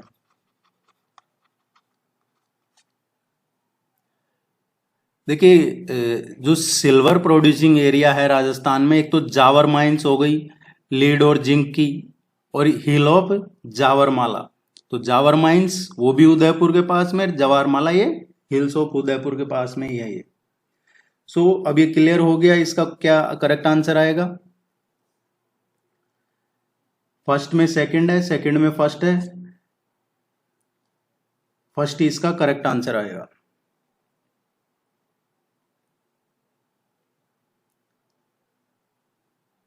ये टेस्ट आपको इंग्लिश में भी मिल जाते हैं अगर आप इंग्लिश में टेस्ट सीरीज ज्वाइन करते हैं तो। निम्नलिखित में से कौन पद ग्रहण करने से पहले राजस्थान के राज्यपाल के समक्ष पद की शपथ लेता है?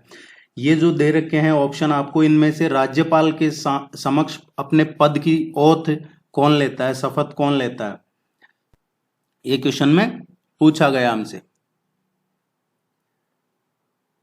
देखिए राजस्थान राज्य मानवाधिकार आयोग के अध्यक्ष, जो ह्यूमन राइट्स कमीशन है उसके जो चेयरमैन है, वो राज्यपाल के समक्ष पद की शपथ लेते हैं।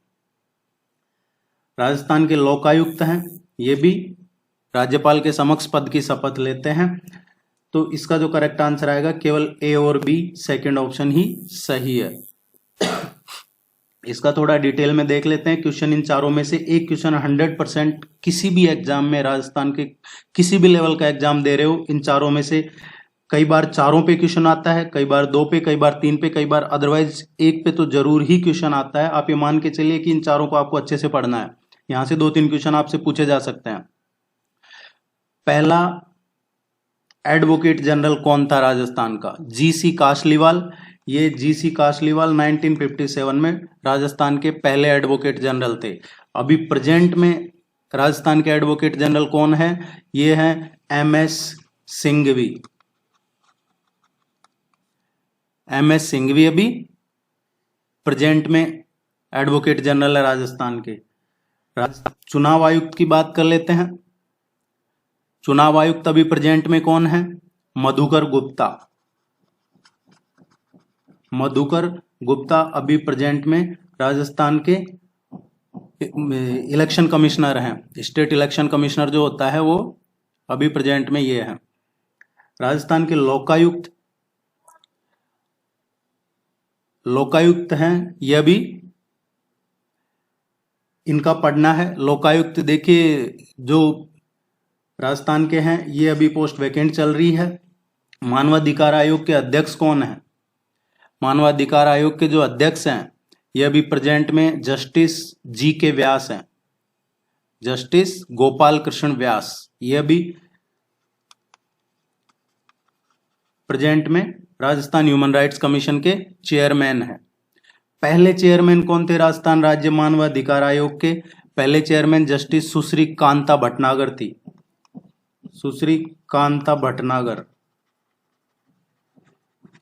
और ये कब बनी थी? 2000 में, मार्च 2000 से में ये पहली बार ये बनाया था। जब उस टाइम पहला जो बना था, इसका अध्यक्ष सुश्री कांता भटनागर को बनाया था। इनके बारे में आप और पढ़िएगा, अदरवाइज आने वाले टेस्ट में और इन पे डिटेल में क्वेश्चन करवाते रहेंगे ताकि ये अच्छे से आपको क्लियर हो जाएगा। अकबर ने राणा प्रताप को मुगल अधीनता स्वीकार करने के लिए संधि प्रस्ताव लेकर किसे भेजा था? अकबर ने राणा प्रताप के पास मुगलों की अधीनता स्वीकार करने के लिए जो संधि प्रस्ताव भेजा था वो कौन लेके गया था? ये लेके गए थे राजा टोडरमल। अकबर के जो नवरत्न कहे जाते हैं उनमें से एक नवरत्न ये भी थे टोडरमल। खत्री जाति के थे और इनका वास्तविक नाम क्या था राजा टोडरमल का? अल टंडन। अल टंडन इनका एक्चुअल रियल वास्तविक नाम था।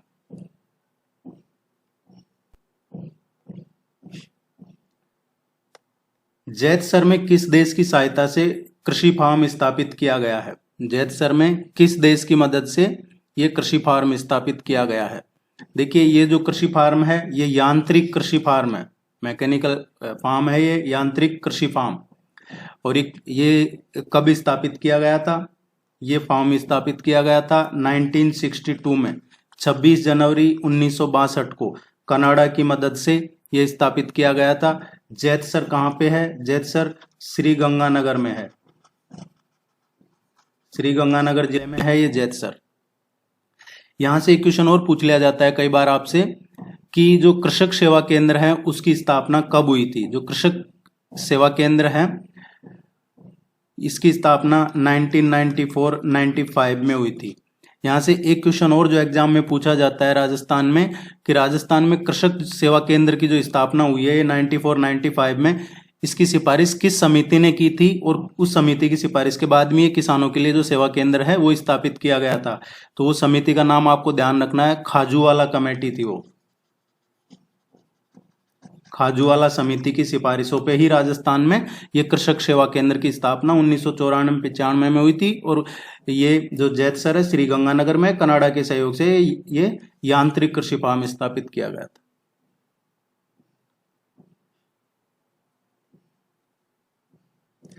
राजस्थान के बाड़मेर जिले में कौन सा तेल क्षेत्र स्थित है? तेल क्षेत्र क्या? ये ऑयल फील्ड। देखिए कई बार एग्जाम में क्वेश्चन इस तरीके से भी पूछा जाता है, कामेश्वरी, रागेश्वरी और सरस्वती ये क्या है? तो आपको आंसर देना है कि ये तेल क्षेत्र हैं, या तेल के कुएं कहें या तेल क्षेत्र कहें, वो है ये। तो ये तेल क्षेत्र तीनों ही तेल क्षेत्र हैं। इसके अलावा एक क्वेश्चन और पूछा जाता है एग्जाम में आपसे, मंगला, भाग्यम और ऐश्वर्या ये क्या है? मंगला, भाग्यम, ऐश्वर्या, कामेश्वरी, रागेश्वरी, सरस्वती ये सभी बाड़मेर जिले में तेल के कुएं हैं, ये तेल के क्षेत्र है। और ये तो शायद राजस्थान एडमिनिस्ट्रेटिव सर्विसेज के एग्जाम में भी पूछा है किसी में, और असिस्टेंट प्रोफेसर के एग्जाम में भी पूछा है, ये मंगला, भाग्यम और ऐश्वर्या क्या है? तो ये तेल के कुएं हैं। और ये कामेश्वरी, रागेश्वरी, सरस्वती भी बाड़मेर में तेल के कुएं हैं। अगर ये काम कंप्लीट हो जाता है, जो 7 टोटल तेल के क्षेत्र हैं, मंगला, भाग्यम, ऐश्वर्य, रागेश्वरी, शक्ति, सरस और बाड़मेर हिल, इसके साथ में बॉम्बे हाई जो कहा जाता है अभी सबसे बड़ा है देश में बॉम्बे हाई, तो ये बाड़मेर हिल है, ये उससे भी बड़ा हो जाएगा। देखते हैं अगर पॉलिटिकल विल रहा तो ये हो जाएगा।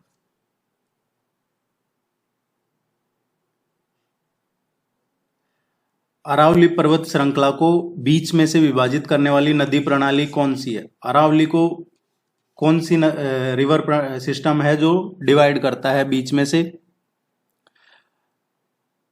अरावली पर्वत का जो पश्चिमी भाग है वो है मारवाड़, और जो अरावली का पूर्वी भाग है वो मेवाड़ कहते हैं उसको। यहाँ पे कई इंपॉर्टेंट रिवर्स हैं अरावली में, जैसे बनास हो गई, लूणी हो गई, साखी हो गई, साबरमती हो गई, इनका उद्गम स्थल अरावली ही है। सो बीच में से डिवाइड करने की है तो अरावली को लूणी और बनास नदी ये दोनों बीच में से विभाजित करती है। रिवर सिस्टम जब आपको डिटेल में बताया जाएगा, जब ये सारी रिवर्स, इनके ट्रिब्यूटरीज, इनका ओरिजिन, ये सब आपको बताया जाएगा, ये करवाएंगे आपको। 2001 से 11 के दौरान राजस्थान की ग्रामीण एवं शहरी जनसंख्या के दशकीय परिवर्तन का प्रतिशत क्या है? 10 ईयर्स की बात हो रही है। 10 ईयर्स में रूरल और अर्बन पॉपुलेशन में कितना % का चेंज आया है? तो आप ये तो देखिए पॉपुलेशन का पूछा है, इसके अलावा महिला, पुरुष, आपसे मेल और फीमेल का पूछ लिया जाएगा। ये आपको पढ़ना है, रूरल, अर्बन, मेल, फीमेल, ये सभी पढ़ना आपको। राजस्थान की जनसंख्या में जो कुल वृद्धि दर्ज की गई है 2001 से 11 में, ये 21.3% का ग्रोथ इसमें वृद्धि दर्ज की गई है, जो भारत में की जनसंख्या वृद्धि में सबसे ज्यादा है। पुरुष जनसंख्या वृद्धि की बात करें तो ये 20.8% है, और जो महिलाओं की जनसंख्या की बात करें वृद्धि की, ये 21.8 है। तो 20.8 और 21.8 ये आपको ध्यान रखने हैं। इसके अलावा ग्रामीण में जो दर्ज की गई है ये 19% है और शहर में 29% है। फर्स्ट इसका करेक्ट आंसर आएगा। इस तरीके के क्वेश्चन ट्रिकी क्वेश्चन है, ये आपको डेटा पढ़ने ही पड़ेंगे, याद रखने पड़ेंगे।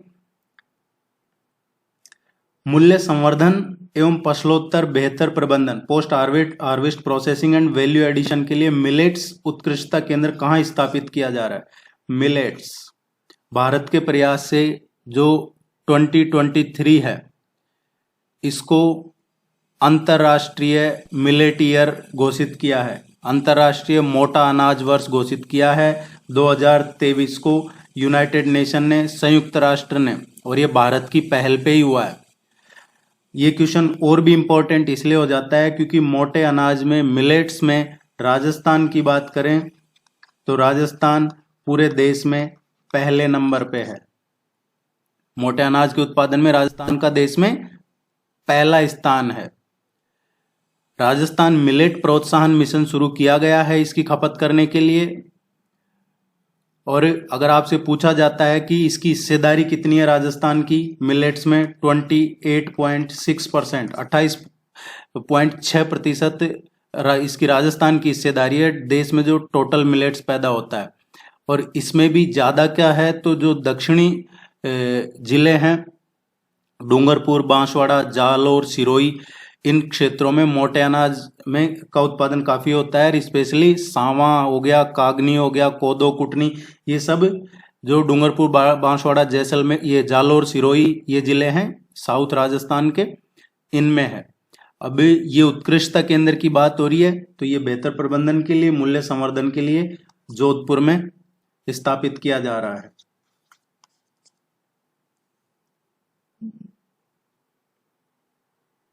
वैसे तो ये अगर जिस एरिया में ज्यादा है वहां पे किया जाना चाहिए था, पर क्या वजह है जोधपुर में स्थापित किया जा रहा है ये मैंने आपको पहले टेस्ट में ही बताया है। ये राजस्थान का सौभाग्य है या दुर्भाग्य है कि अगर वसुंधरा की सरकार है तो झालावाड़, गहलोत साहब की सरकार है तो जोधपुर। बाकी राजस्थान में ये होना ये चाहिए कि जिस एरिया में ज्यादा है उसको प्रमोट किया जाए, उसी एरिया में बनाना चाहिए था, लेकिन ये जोधपुर में बनाया गया। निम्नलिखित में से कौन सा सुमेलित नहीं है? सही मैच कौन सा नहीं कर रहा है? इनकरेक्ट मैचिंग कौन सा है? मिसमैच इनमें से कौन सा कर रहा है? ऊंट ये नस्ल है, ऊंट की नस्ल नाचना, ये सही है। भेड़ की खीरी खेरी, खीरी खेरी या फिर इसको देसी भी कहा जाता है। खीरी खेरी या देसी ये भेड़ की नस्ल है, ये सही है। भैंस महसाणा की भैंस। बकरी नाली, ये एक्चुअली देखिए जो नाली नस्ल है ये बकरी की नहीं है, नाली है, मगरा है, पूगल है, चोखला है, जैसलमेरी है, मारवाड़ी है, सोनाड़ी है, देसी खीरी का है या मालपुरी है या बागड़ी है, ये सभी जो नस्लें हैं ये भेड़ की है, बकरी की नहीं है। ये एक क्वेश्चन इस तरीके से पूछा जाता है आपसे एग्जाम में से किसकी नस्ल है, तो आप जरूर पढ़िएगा। जो जिस बुक का जिक्र मैं आपको ऊपर कर रहा था इस बुक में ये सब कंप्लीट अच्छे से दिए हुए हैं। इवन आपको जो भी रिसेंट लाइव स्टॉक सेंसस हुआ है लेटेस्ट, उसके भी डेटा आपको इस बुक में मिल जाएंगे। जो पशुधन जनगणना हुई है, पशुधन गणना हुई है, ये मिल जाएगी आपको इसमें। मैक्सिमम सबसे ज्यादा भेड़ कहाँ पे हैं? बाड़मेर में, बाड़मेर और जैसलमेर में, यहाँ पे सबसे ज्यादा भेड़ें पाई जाती है। और सबसे कम की बात करें मिनिमम कहाँ पे है तो ये बांसवाड़ा में है।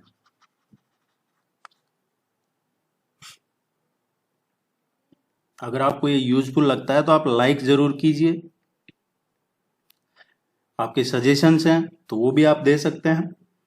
ये डायलेक्ट्स हैं और ये डिस्ट्रिक्ट है, बोली और किस जिले की है। देखिए राजस्थान में अलग अलग एरियाज में अलग अलग बोली बोली जाती है। देश में भी ऐसा है, कई सभी जगह अलग अलग लैंग्वेज, भाषा, ये सब है चेंज। थोड़े थोड़े डिस्टेंस पे 5 किलोमीटर 10 किलोमीटर पे आपको लैंग्वेज चेंज मिल जाती है, 10-15 किलोमीटर पे। बागड़ी, बागड़ी कहाँ की है? देखिए बागड़ी जो है ये हनुमानगढ़ की है। कई बार आप कंफ्यूज हो जाते हैं वागड़ी और बागड़ी, इसमें कंफ्यूज हो जाते हैं। ये बागड़ी है, ये गंगानगर हनुमानगढ़ का जो एरिया है, राजस्थान हरियाणा और पंजाब का जो सीमावर्ती एरिया है, उस एरिया में बोली जाने वाली भाषा है ये बागड़ी है। वागड़ी है, ये साउथ राजस्थान में जो डूंगरपुर बांसवाड़ा का एरिया है उसमें ये वागड़ी बोली जाती है। जगरोटी, जगरोटी जो लैंग्वेज है ये करौली जिले की है। धवरी है, धवरी बोली कहाँ की है, ये उदयपुर की है। और गोरवारी ये सिरोही की है। तो तमाम आप ये जो डायलेक्ट्स हैं इनको याद कीजिएगा, पढ़िएगा, ये इंपॉर्टेंट है। ये सभी आपको इस बुक में मिल जाएगा अच्छे से डिटेल में, और प्रैक्टिस क्वेश्चन भी मिल जाएंगे। राजस्थान में किस जाति के लोगों ने वनों एवं वन्य जीवों को बचाने के लिए महत्वपूर्ण योगदान दिया था? राजस्थान में किस जाति के लोगों ने वन और वन्य जीवों को बचाने के लिए, देखो आप यहाँ कंफ्यूज नहीं होना, यहाँ पेड़ों की बात नहीं हो रही है कि आप पेड़ों की बात नहीं हो रही है, इसमें गरासिया इसका सही आंसर आएगा। गरासिया जो जनजाति है उसके लोगों ने वन और वन्य जीवों को बचाने में काफी महत्वपूर्ण योगदान दिया था। और गरासिया जनजाति है जो ये राजस्थान और गुजरात बॉर्डर के आसपास का एरिया, स्पेशली जो पाली, सिरोही, उदयपुर है वहां पे इनकी जनजाति की रहन सहन और वेशभूषा की दृष्टि से भी अलग पहचान है। पुरुष धोती कमीज पहनते हैं, सिर पे तौलिया वगैरह बांधते हैं। गरासिया स्त्रियां हैं जो ये गहरे रंग और तड़क भड़क वाले जो रंगीन जो ओढ़नी है, घाघरा है, उस तरीके की इनकी पहचान है। डी इसका करेक्ट आंसर आएगा। कई बार हमें जो विश्नोई कर देते हैं इसमें, क्योंकि वो अमृता विश्नोई को जो पुरस्कार की वजह से है। जो कनाडा के विन्नीपेग में होने वाले world police and fire games 2023 में राजस्थान पुलिस के कितने खिलाड़ी भाग लेंगे? ये अभी रिसेंटली चल रहा है विन्नीपेग में, कनाडा में, ये world police and fire games 2023। देखिए, या तो आपसे ये क्वेश्चन इस तरीके से पूछा जाएगा कि ये world police and fire games 2023 कब आयोजित किया गया है, तो ये आयोजित किया हो रहा है 28 जुलाई से, 28 जुलाई से, और ये चलेगा 8 अगस्त तक, ये ध्यान रखना। या फिर आपसे इसमें पूछा जा सकता है कि राजस्थान के कितने खिलाड़ी भाग लेंगे, तो राजस्थान पुलिस के इसमें 11 खिलाड़ी भाग लेंगे। अब इसमें से जो इंपॉर्टेंट क्वेश्चन पूछा जा सकता है, या तो आप उन खिलाड़ियों के नाम जरूर पढ़ लीजिएगा, आपको टेस्ट सीरीज ज्वाइन कर रखा है तो इसका डिटेल नेम वगैरह मिल जाएगा, किस गेम में कौन पार्टिसिपेट कर रहा है। लेकिन जो सबसे इंपॉर्टेंट है इसमें एक डीसीपी भी है, डीएसपी, एक डीएसपी है, वो भी इसमें पार्टिसिपेट कर रहे हैं, रजत चौहान। रजत चौहान ये डीएसपी भी इसमें पार्टिसिपेट कर रहे हैं। और वो किस में पार्टिसिपेट कर रहे हैं, ये क्वेश्चन इस तरीके के पहले भी पूछे गए हैं। आपसे पूछा जा सकता है कि भी हाल ही में world police and fire games 2023 में डीएसपी रजत चौहान ने किस खेल में पार्टिसिपेट किया है, तो इन्होंने आर्चरी में पार्टिसिपेट किया कर रहे हैं, इसमें आर्चरी में। कई विमेन्स कांस्टेबल भी हैं, उनका भी आपको नाम ध्यान में रखना है।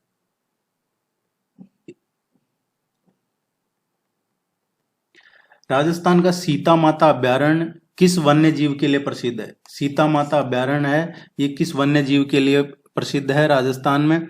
सीता माता अभ्यारण्य ये प्रतापगढ़ जिले में है। कहाँ पे है? ये प्रतापगढ़ डिस्ट्रिक्ट में है राजस्थान में। ये उड़ने वाली गिलहरी के लिए फेमस है, उड़न गिलहरी के लिए फेमस है। ये डी इसका करेक्ट आंसर है। राजस्थान औद्योगिक सुरक्षा बल हेतु गठित 3 बटालियन के लिए कितने नवीन पदों के सृजन को मंजूरी प्रदान की गई है?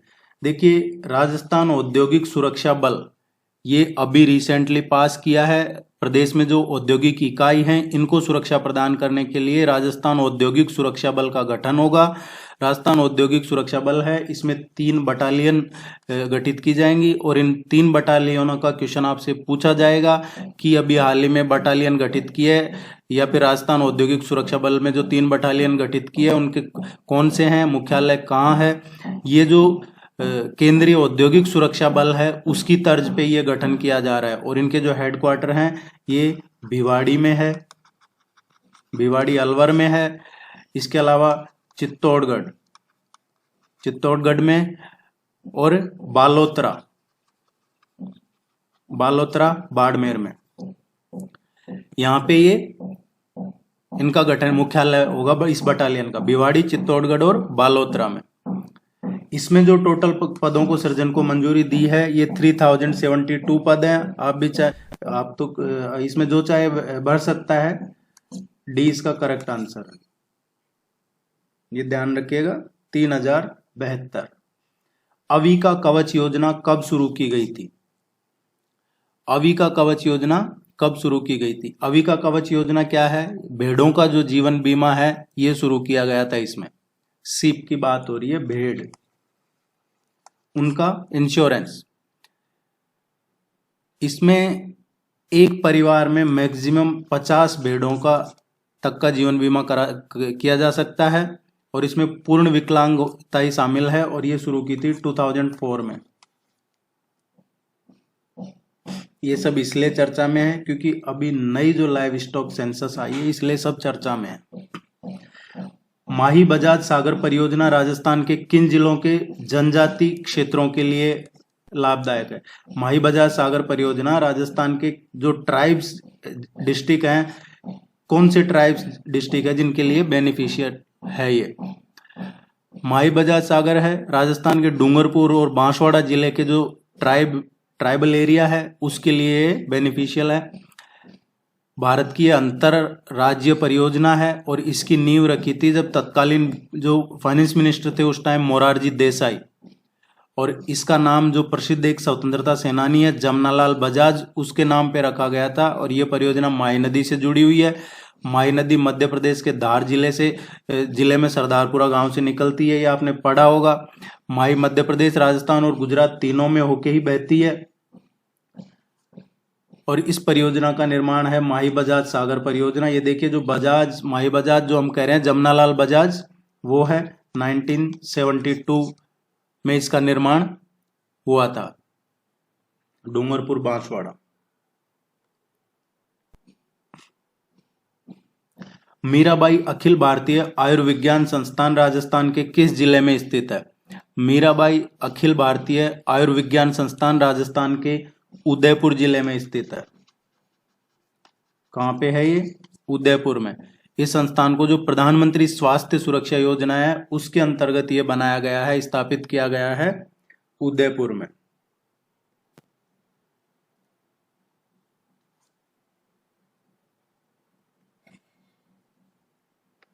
गागरोन का युद्ध किन शासकों के मध्य हुआ था? गागरोन फोर्ट, गागरोन वॉर, ये आपने पढ़ा होगा। गागरोन का युद्ध राणा संग्राम सिंह और जो उस टाइम मांडू के सुल्तान था महमूद खिलजी, उसके बीच में हुआ था।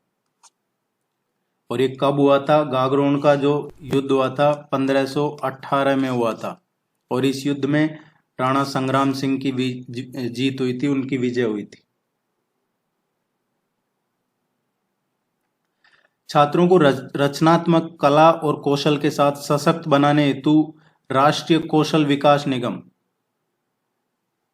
ये स्किल डेवलपमेंट के लिए नेशनल लेवल पे गठित किया है राष्ट्रीय कौशल विकास निगम। इसने किस संस्थान के साथ ये एमओयू किया है तो स्टूडेंट्स को स्किल डेवलपमेंट के लिए, कौशल बढ़ाने के लिए?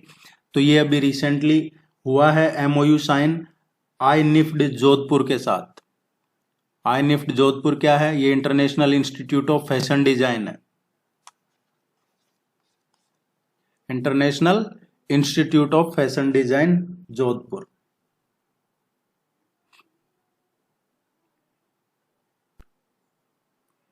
राजस्थान की कौन सी एक नदी मात्र एक ही जिले में बहती है? ऐसी कौन सी नदी है इनमें से जो मात्र एक ही जिले में बहती है?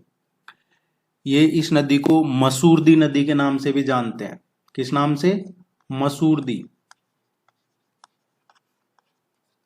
ये काकनी रिवर है और ये काकनी रिवर सिर्फ जैसलमेर जिले में ही बहती है।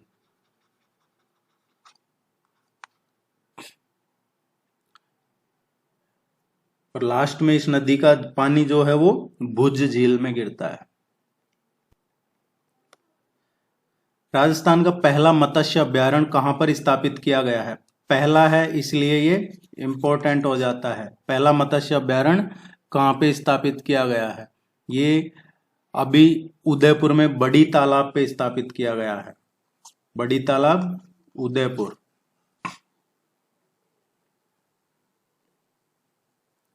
आदिनाथ मंदिर का निर्माण किसने करवाया था? आदिनाथ मंदिर का निर्माण ये 11वीं सदी में करवाया था, 11th सेंचुरी में। और जैन मंदिर से संबंधित एक विशेष मंदिर है यहाँ पे।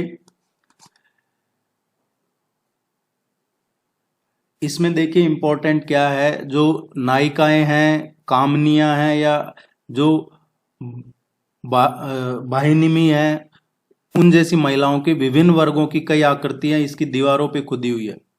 सप्त रथ कहते हैं, सप्त रथ पे आधारित है ये जो मंदिर है। इसका 11वीं सेंचुरी में विमल शाह ने निर्माण करवाया था। जैन मंदिर है।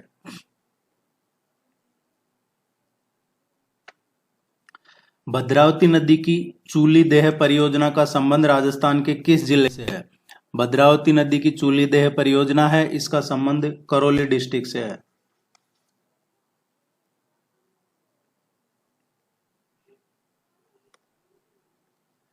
सीप एंड वूल ट्रेनिंग संस्थान राजस्थान के किस जिले में स्थित है? सीप एंड वूल ट्रेनिंग संस्थान है, ये राजस्थान में जयपुर जिले में है।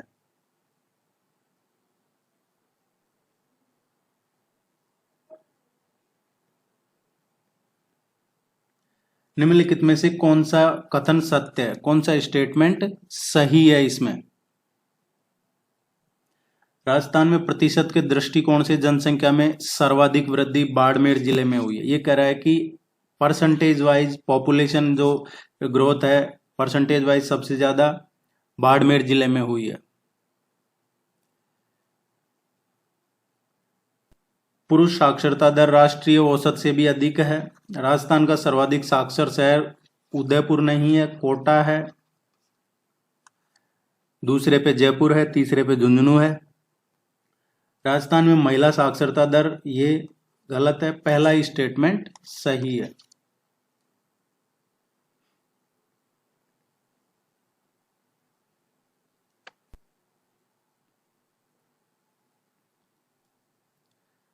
राजस्थान में 1857 की क्रांति के समय किस शासक की स्थिति अपने दुर्ग में बंदी के समान हो गई थी? जब 1857 का रिवॉल्यूशन हुआ, रिवोल्ट हुआ, उस टाइम पे कौन से दुर्ग में उस शासक की स्थिति बंदी के जैसे हो गई थी कि वो दुर्ग से बाहर ही नहीं निकल पा रहा था?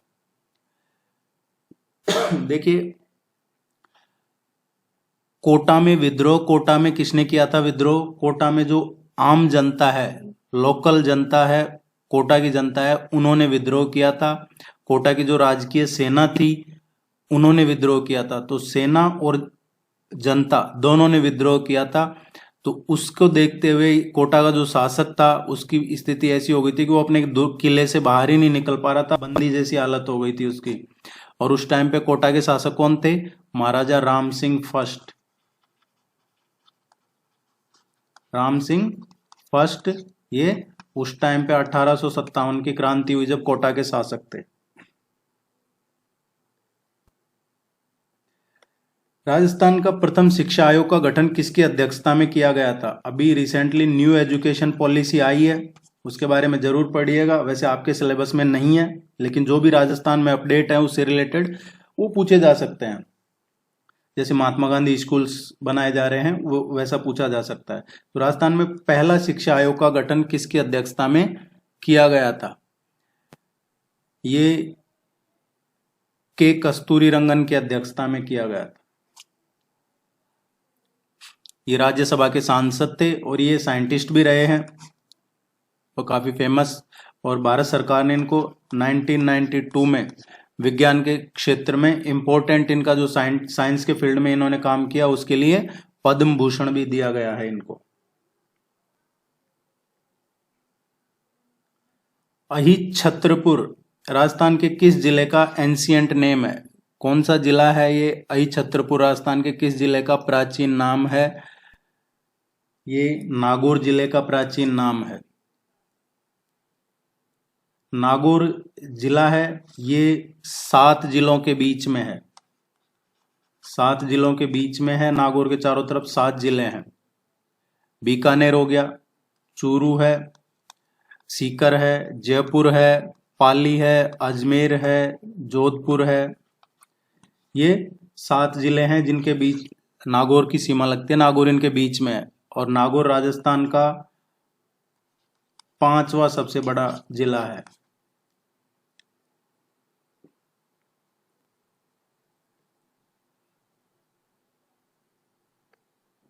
राजस्थान के किस क्षेत्र को जांगल देश कहा जाता था? जांगल देश कौन से एरिया को कहा जाता था? ये बीकानेर राजस्थान राज्य का एक शहर है, अभी डिस्ट्रिक्ट है। बीकानेर राज्य का पुराना नाम था जांगल देश। इसके उत्तर में था जो कुरु था और मद्र देश थे। तो कुरु और मद्र भी इसी के उत्तर में थे। महाभारत में जांगल नाम कहीं अकेला और कहीं कुरु और मद्र के साथ में जुड़ा हुआ मिलता है। आप अगर महाभारत पढ़ते हैं तो वहां पे आपको जांगल देश का जिक्र मिलता है और जांगल के साथ कहीं कुरु और मद्र देशों का भी जुड़ा हुआ मिलता है। बीकानेर के राजा जंगल देश के ये राजा थे। इसके कारण ही अब तक जंगलधर बादशाह कहलाते थे। ये जंगलधर बादशाह इनको कहा जाता था। बीकानेर और जोधपुर का जो उत्तरी भाग है वो जांगल देश था, स्पेशली बीकानेर एरिया।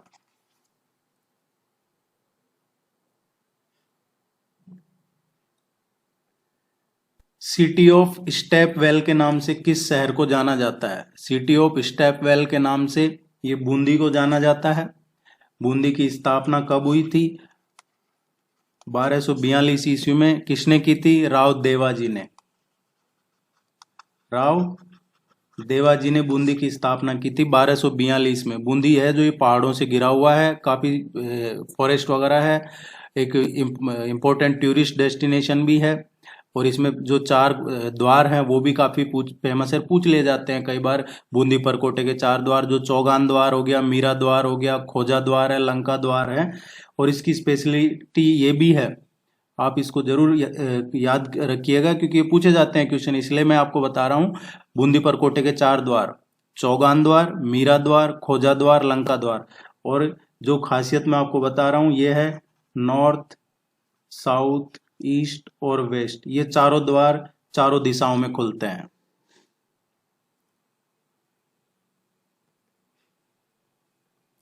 निम्न में से राजस्थान का कौन सा शहर पाकिस्तान सीमा के सबसे निकट है? कौन सा शहर है जो पाकिस्तान सीमा के सबसे निकट है?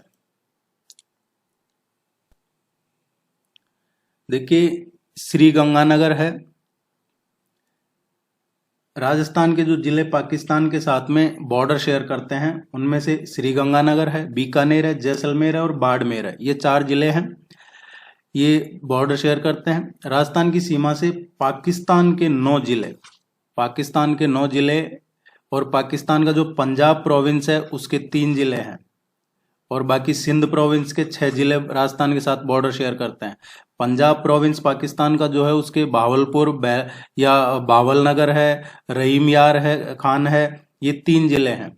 जबकि सिंध के जो हैं गोटकी, सुखूर, खेरपुर, संगर, उमरकोट, थारपारकर, ये 6 जिले पाकिस्तान के राजस्थान से बॉर्डर शेयर करते हैं। अब इस क्वेश्चन का जो करेक्ट आंसर आएगा वो श्री गंगानगर आएगा और यही वो बॉर्डर है जो शेयर होता है पाकिस्तान के साथ। गंगानगर, बीकानेर, जैसलमेर और बाड़मेर, इसी को रेड क्लिफ कहा जाता है। ये बॉर्डर है जो इसी को रेड क्लिफ, ये जो सीमा है उसी का पार्ट है। ये बीकानेर है, ये लगभग 168 किलोमीटर शेयर करता है। जैसलमेर है, ये 464 किलोमीटर पाकिस्तान के साथ इसका सीमा लगती है। श्री गंगानगर है,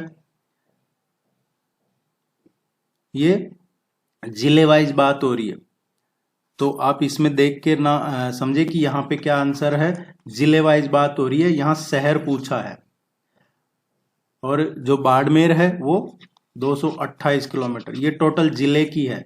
और शहर की बात करें तो श्री गंगानगर की सीमा इससे सबसे निकट है, सबसे नजदीक गंगानगर पड़ता है पाकिस्तान शहर।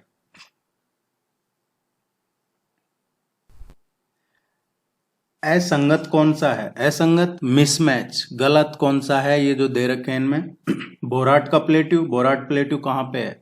ये बिल्कुल उदयपुर में है, ये पढ़ाया जा चुका आपको। उड़िया प्लेट्यू ये सिरोही में है। मेसा का प्लेट्यू, मेसा प्लेट्यू ये राजसमंद में नहीं है, ये चित्तौड़गढ़ में है। चित्तौड़गढ़ में है ये मेसा का पठार। ऊपरमाल पठार, सो सी इसका करेक्ट आंसर आएगा कि मेसा का प्लेट्यू है, राजसमंद में नहीं, ये चित्तौड़गढ़ में है। जो चित्तौड़गढ़ का दुर्ग बना हुआ है वो भी इसी प्लेट्यू पे बना हुआ है, मेसा के पठार पे।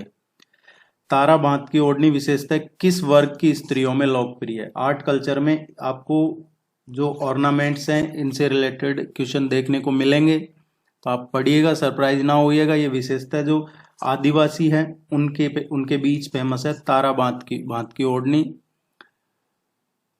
सी इसका करेक्ट आंसर है। उम्मीद है ये आपको यूजफुल लगा होगा। कोई भी क्वेरी है पूछ लीजिएगा, आप कमेंट सेक्शन में पूछ सकते हैं, इस नंबर पे कांटेक्ट करके पूछ सकते हैं। चैनल को जरूर सब्सक्राइब कीजिए, वीडियो को लाइक कीजिए। Thank you very much, good luck, all the very best.